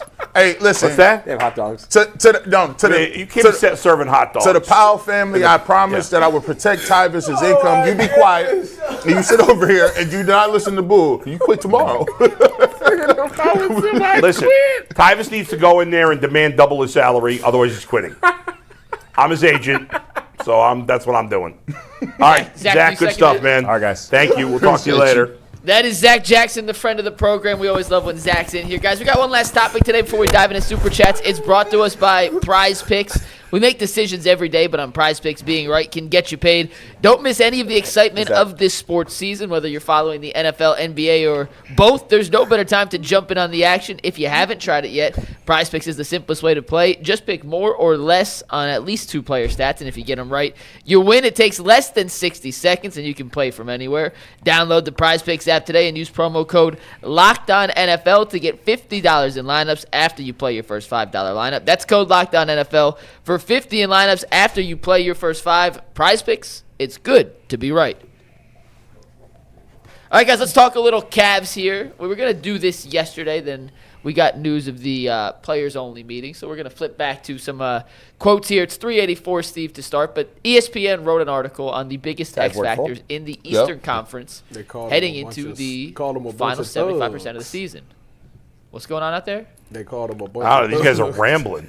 He didn't call them a bunch of thugs. What are you talking about? He meant slugs, but he called them thugs. That was that was John Beeline. That was not Every Kenny time I hear Atkinson. him, Don't put that on Kenny. Kenny did nothing of the sort.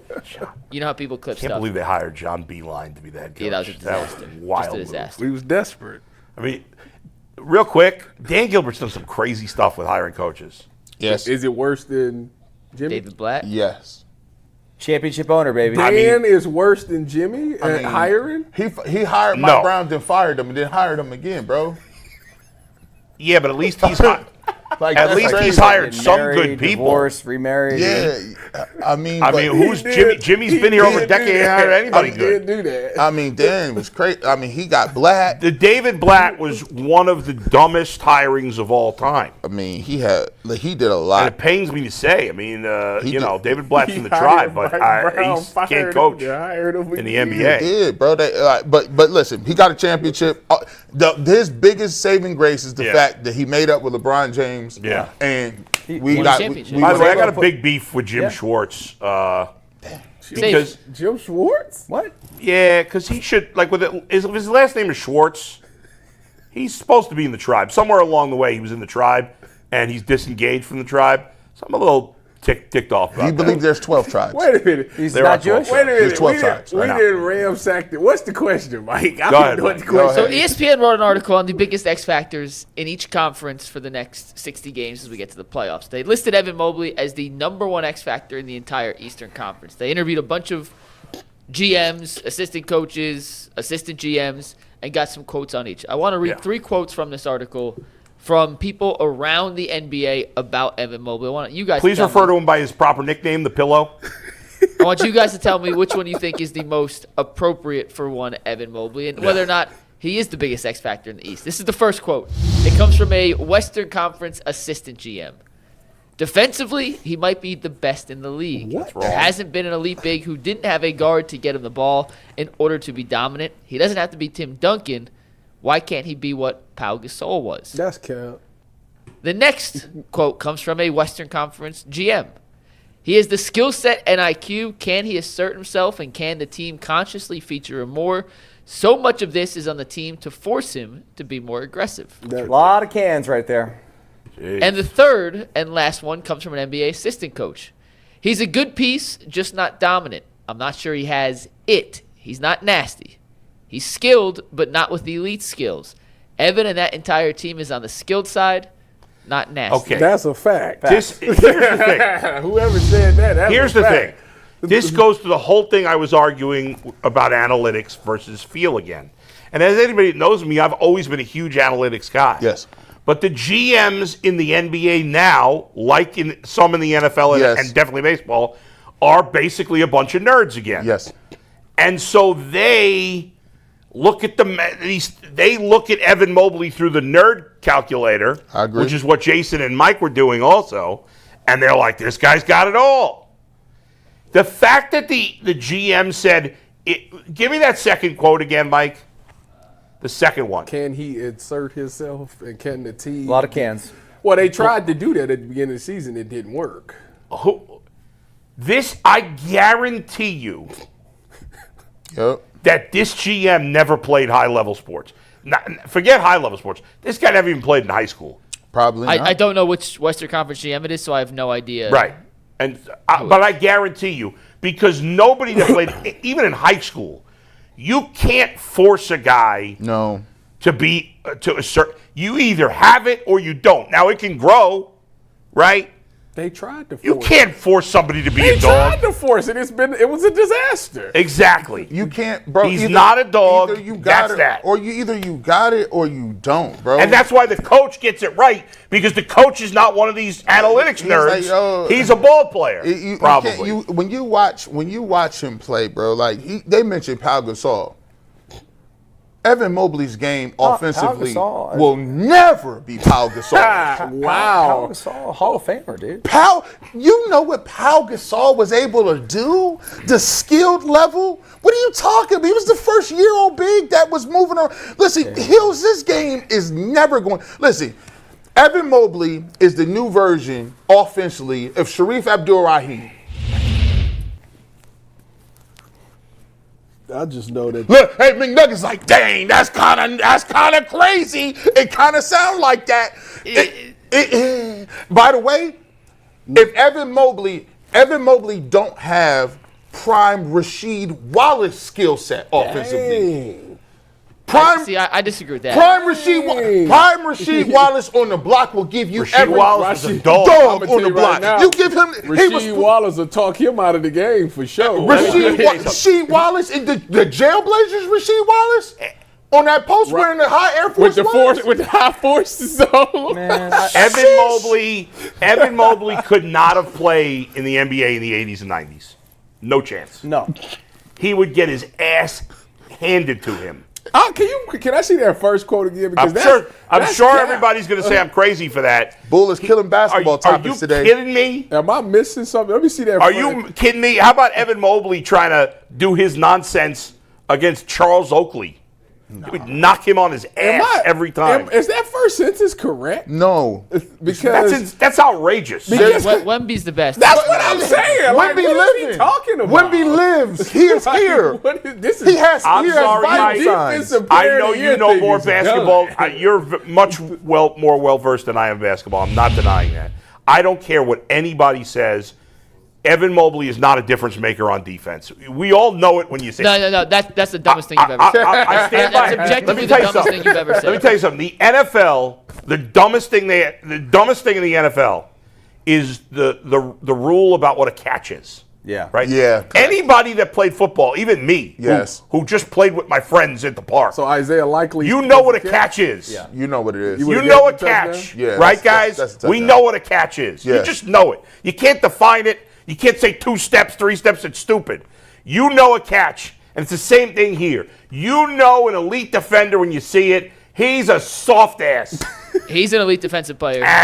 You may not see it because you have no idea what you're looking at, and that's okay. Mike, it's okay to admit you don't know what you're looking at, Mike, but to say he's not impactful defensively is the most ludicrous statement. It may actually go into the category of the 10 dumbest takes we've ever had on the show, Mike, which we went through earlier. To say he's not impactful defensively. How? Give me because you give me all these dirty numbers to back it up. Thing I've said, or you've said. Get your man. No, I'm gonna kind of play down the middle here a little bit. Yeah. Okay. Because I do agree with most of what you say. Yeah.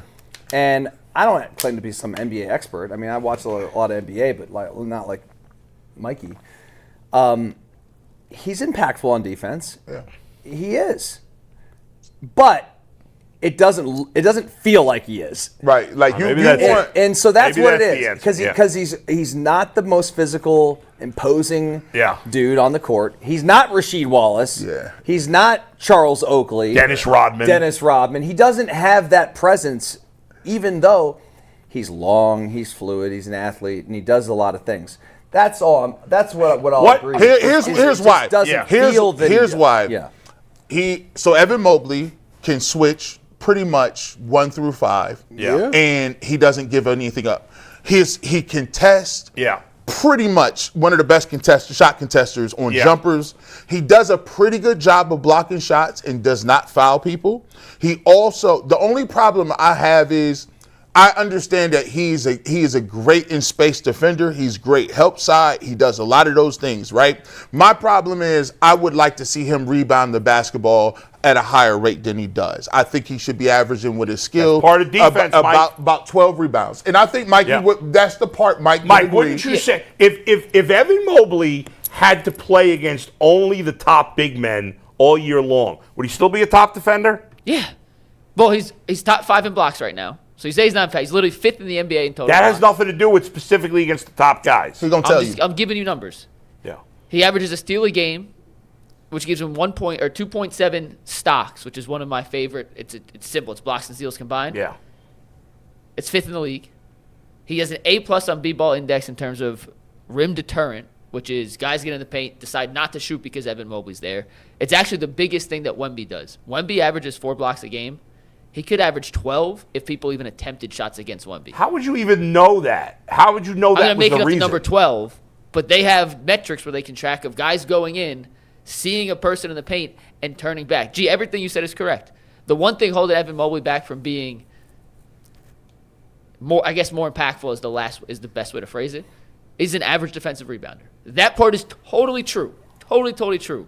But to go into what he does and doesn't do, first off, he won DPOY last year. He shouldn't have if Wemby's healthy. Yeah. He'll never win one if Wemby's healthy. The fact that he did win one when Wemby was out talks about how everyone else around the league views Evan Mobley. And, Bo, you are the first to admit you don't even watch a ton of basketball. Yeah, but So to say he's not impactful because of something that you don't watch on a night-to-night basis is just ludicrous. Because ludicrous. when he plays against the other big guys, the great big guys in the league, he's a non-factor, Mike. Let me just tell you this. In terms of what? In terms of everything. He dominates against the lousy players. So he holds Giannis to 31 points, and he averages 34 against everyone else? Like, watch this. You're only stopping so much. He holds Giannis? Really? Watch this. I mean, it's less than his season average, so yeah. Wait, how many times did they play the Bucks? This year or last year? You're saying in his career he scores if 3 you give me less, 1 second. and you're going to give Mobley credit for that? If you hold someone below their season average, it means you're doing nobody stops anyone in the NBA. Like, holding Jokic and is maybe that's ultimately the issue, is that the best defensive players don't look like what they used to. And that's fair. So maybe that's why I feel that way. I think Dustin made a good point. Yeah. He doesn't I'm used to the great defenders of the 80s and 90s played a certain way with a certain physicality that Mobley doesn't match up to. But here's and that could be true, but it's a different era. It's a different. Here's what I'm gonna say. Here's how you know Mobley does have impact defensively. Say for instance, we'd be saying trade Mobley and get this. If you traded Mobley to, like, I don't know, you put him with another big. Say for instance, Mobley with Chet Holmgren, or Mobley with Giannis, or Mobley in even guys like Kevin Durant, Mobley with the Rockets, Denver, Mobley with Denver. You couldn't win because if you had Mobley, he would be he'd be so dominant based on the skill sets that he provides on switching and pick and rolls, contesting shots, being able to deter people at the rim, that you would never win, ever. But here's the problem. The thing about Mobley is not the fact that Mobley is nasty work. The problem is Mobley is not the issue. The issue are the other pieces. Like, it's we've built Jared Allen as something that's supposed to be a core. No, he's a just role a player. guy. Darius Garland is another core guy, but he's hurt, and we see what the diminishing returns is because of his injuries. So now we've placed so much energy on Mobley because we need him to be the next evolutionary step of Kevin Garnett, that it ain't going to happen like that. Let me ask you a question, Bo, real quick. Yeah. And I think this is the best way to contextualize Mobley's impact on defense. Yeah. Cavs finished 9th overall in terms of total defense last season. A top 10 defense in the NBA. Wow. Based on, like, how did you get that stat? Is that points allowed? Defensive rating, points allowed per 100 possessions. Okay. Is Darius Garland a good defender? No. Is Donovan Mitchell a good defender? Not really. Is Max Strus a good defender? No. He plays hard. And DeAndre Hunter, by the way, not a good defender. Hey, by the way, what happened in Hunter's game defensively? Just let me finish. What happened to him, period? They have a top 10 defense in basketball. Yeah. Despite having absolutely none, zero, zilch point of attack defense on the perimeter to keep guys out of the paint. How do you do that? How do you accomplish that? Is you have a back line and someone like Evan who can get into these switch situations and corral guys, keep them in front of them. But if you have a whirlwind, or the windmill back there, who's not a paint protector, who can't actually protect the rim, and you got guys on the perimeter just going, ole, get to the paint, you have a bottom 3 defense in Where basketball. are they this year? They're actually still top 10, which makes no sense. I don't At understand all. any of it. Their metrics this year are good, but the eye test and the metrics don't match up at all. The eye test is nasty. That's crazy. Hunter is not a good defender. They'll be lucky. DeAndre Hunter's not a good defender. They'll be lucky to make Objectively, it to he's the not a Eastern good Conference defender right Finals now. where they'll lose. And I thought before he got here, he was I thought that was what they'll be lucky. What was his claim to fame? Coming out of college, Virginia. he won defensive player in the country or defensive player of the ACC coming out. He just plays no defense anymore, like none. So he's not. That's just effort. A lot of it. Yeah, the Cavs are actually 8th in defense this year. They were 9th last year. It makes no sense. The eye test and the metrics don't match up whatsoever. All right, let's get to Super Chats. All right, that was fun. That was fun. You know who I think they miss, and I'm just say this, they miss Max Strus. A lot. Of course they do. They miss Sam Merrill. They miss anyone who could shoot. Max Strus plays hard. He is a glue type dude, and sometimes when you got these rosters in this where you got expectations, sometimes you miss them little pieces and parts. Here's a cardinal rule in the NBA in 2025. If you are relying on American white dudes, you got no shot. I do think it's Austin Reeves. Yeah. You can't rely on that. Oh, Chet Holmgren just won a The only championship. good white players are Cooper Flag. Europeans. I know Chet Holmgren and Alex Caruso just won a title last year with OKC. They're 24-1. All right, you may be breaking the Breaking the rules. All right, we have Yeah, but they weren't the best players. They needed Holmgren though. Got And 42 the other day. Caruso may have been the most important player in the series against Denver. Yeah, he because was. He was guarding Jokic, and he did as good a job. Yeah, on how Jokic many as championships anyone. is Caruso winning without? Well, he has 2. Without the superstar player, Mike. I mean, he's not a franchise changer by himself. Right. He's chilling. He's a nice role player. Yeah, but they needed him. You can't say if you're relying on him. Like, I was trying to be funny, and then you just had to ruined all right, let's get to Super Chats. We got a bunch. Miss Bell says, continued prayers for Bernie and G. Bush. Yes, man. Shout out, man. Shout out to, was just at a funeral last night. We laid my dear aunt Dolores to rest. But it was a celebration, man. She did a lot of great things, and so we appreciate all the prayers. G. Bush's proctologist says Clippers pick is unprotected. Yeah, we said that. You corrected that. Oh, you corrected We it. got that. We got that. Topo42 said Fox getting ready to chase 007 down Boston Mills. Yeah, James Bond Jr. Miss Bell says Shedeur is officially Rookie of the Week. He did, by the way, win the Pepsi Rookie of the Week award. Look at that. That's what I'm talking about. He should have. That was. Who else was it? I dap you up too because you black too Who today. else was they gonna give it to? And you get to come to the cookout. Yeah, there you go. I'm in. Could Harold Fannin have won Double it? thumbs up. I'm in. I'm in. What was Harold's number? That was dorky. Did Harold have that was 100 white guy yards? dorky. Harold Fannin had a crazy week. Like he had how many 8 catches for one something? Who were the candidates? I don't know. I don't know. We have too many super chats. All right, to go next above. one. James May said, I believe Kendrick Perkins saying Shedeur is the most important black man since Obama. That's why I take Shedeur over Caleb. That's wild. First of all, hold wild on. work. That's some wild. Listen, I like Shedeur, but I mean, there's Martin Luther Kendrick King. Perkins says no. He said since Obama. I still think that's crazy. But Kendrick Perkins says some pretty crazy stuff. That is wild. Yeah, we can't. Yeah, okay. Yeah, we can't do that. Ilana Moore says, I love the diverse, honest opinions of UCSS. Sometimes I agree, sometimes I don't, but I believe all are honest and not haters. Yeah, we be doing a lot up here. I'll do double nerd thumbs up again.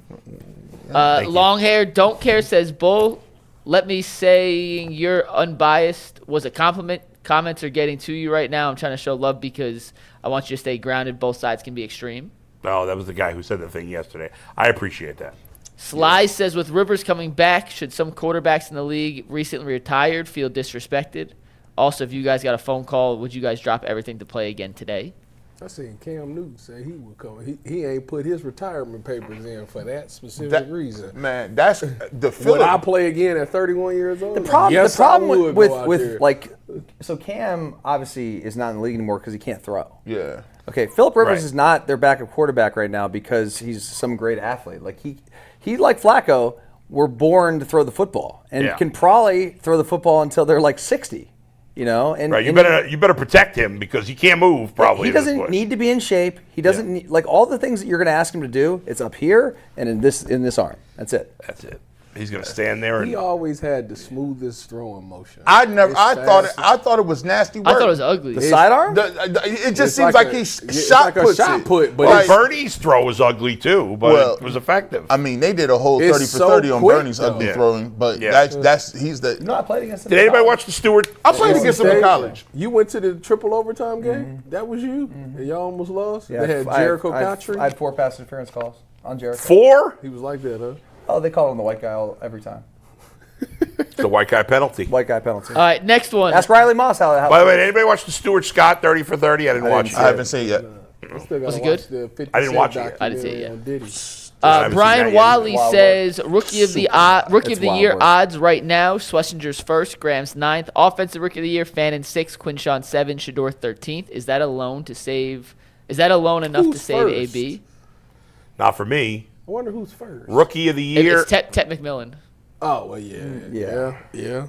Has he had that great a year? Yeah, almost 1,000. Yeah. I'm about to say he doing. Did you see the sit down that Bryce Young had on Sunday talking about Tet McMillan? No. He basically picked him. Like he really? said, I want that guy. Yeah. He told the team to draft him. That's dope. I'm still in the minority of Bryce Young believers. You and me? You was the one that was hyping him up before the I know. year. I still believe in him. They're in the playoff hunt right now. They gonna win they gotta beat the Buccaneers for the last. Baker's playing like crap. That's what I'm saying. You He's picked playing them to terribly. win the division, didn't you? Tonight, big game. Yeah, it is. Falcons in Tampa. Yeah. Right now, at the moment, the Bucs have the tiebreaker over the Panthers, but it's really irrelevant because they haven't played each other yet. They got 2 games in the final 4 weeks against each other. And yeah, go ahead. Next super chat. Trizzy in the money said, "Don't forget Shedeur played college. Caleb Williams in college the year Caleb got the Heisman. Shedeur threw for 371 and 4 touchdowns. Williams 403, 6 touchdowns. USC won 48-41. It should be a good game." They're playing a little better defenses, both of them. There you talk about it. Pranav Karode Yeah. said Shedeur has great accuracy, provide better weapons. He could be Joe Burrow-ish accuracy with C factor, which you need as a quarterback to play for the Browns. I don't disagree with that statement. No, see, when we talked about we was watching film, I said, you said maybe you think Shedeur is one of them dudes that just the game turn on and he just get extra attributes. And we were sitting there talking about it. It was like, yeah, you know who be doing that? Joe Burrow be doing that. I'm telling you. He be having like extra. You like, I didn't think he was that fast. I didn't think he threw the ball that hard. It's a small sample size. I have to see the rest of this season. Like these next 3 games to me is very pivotal.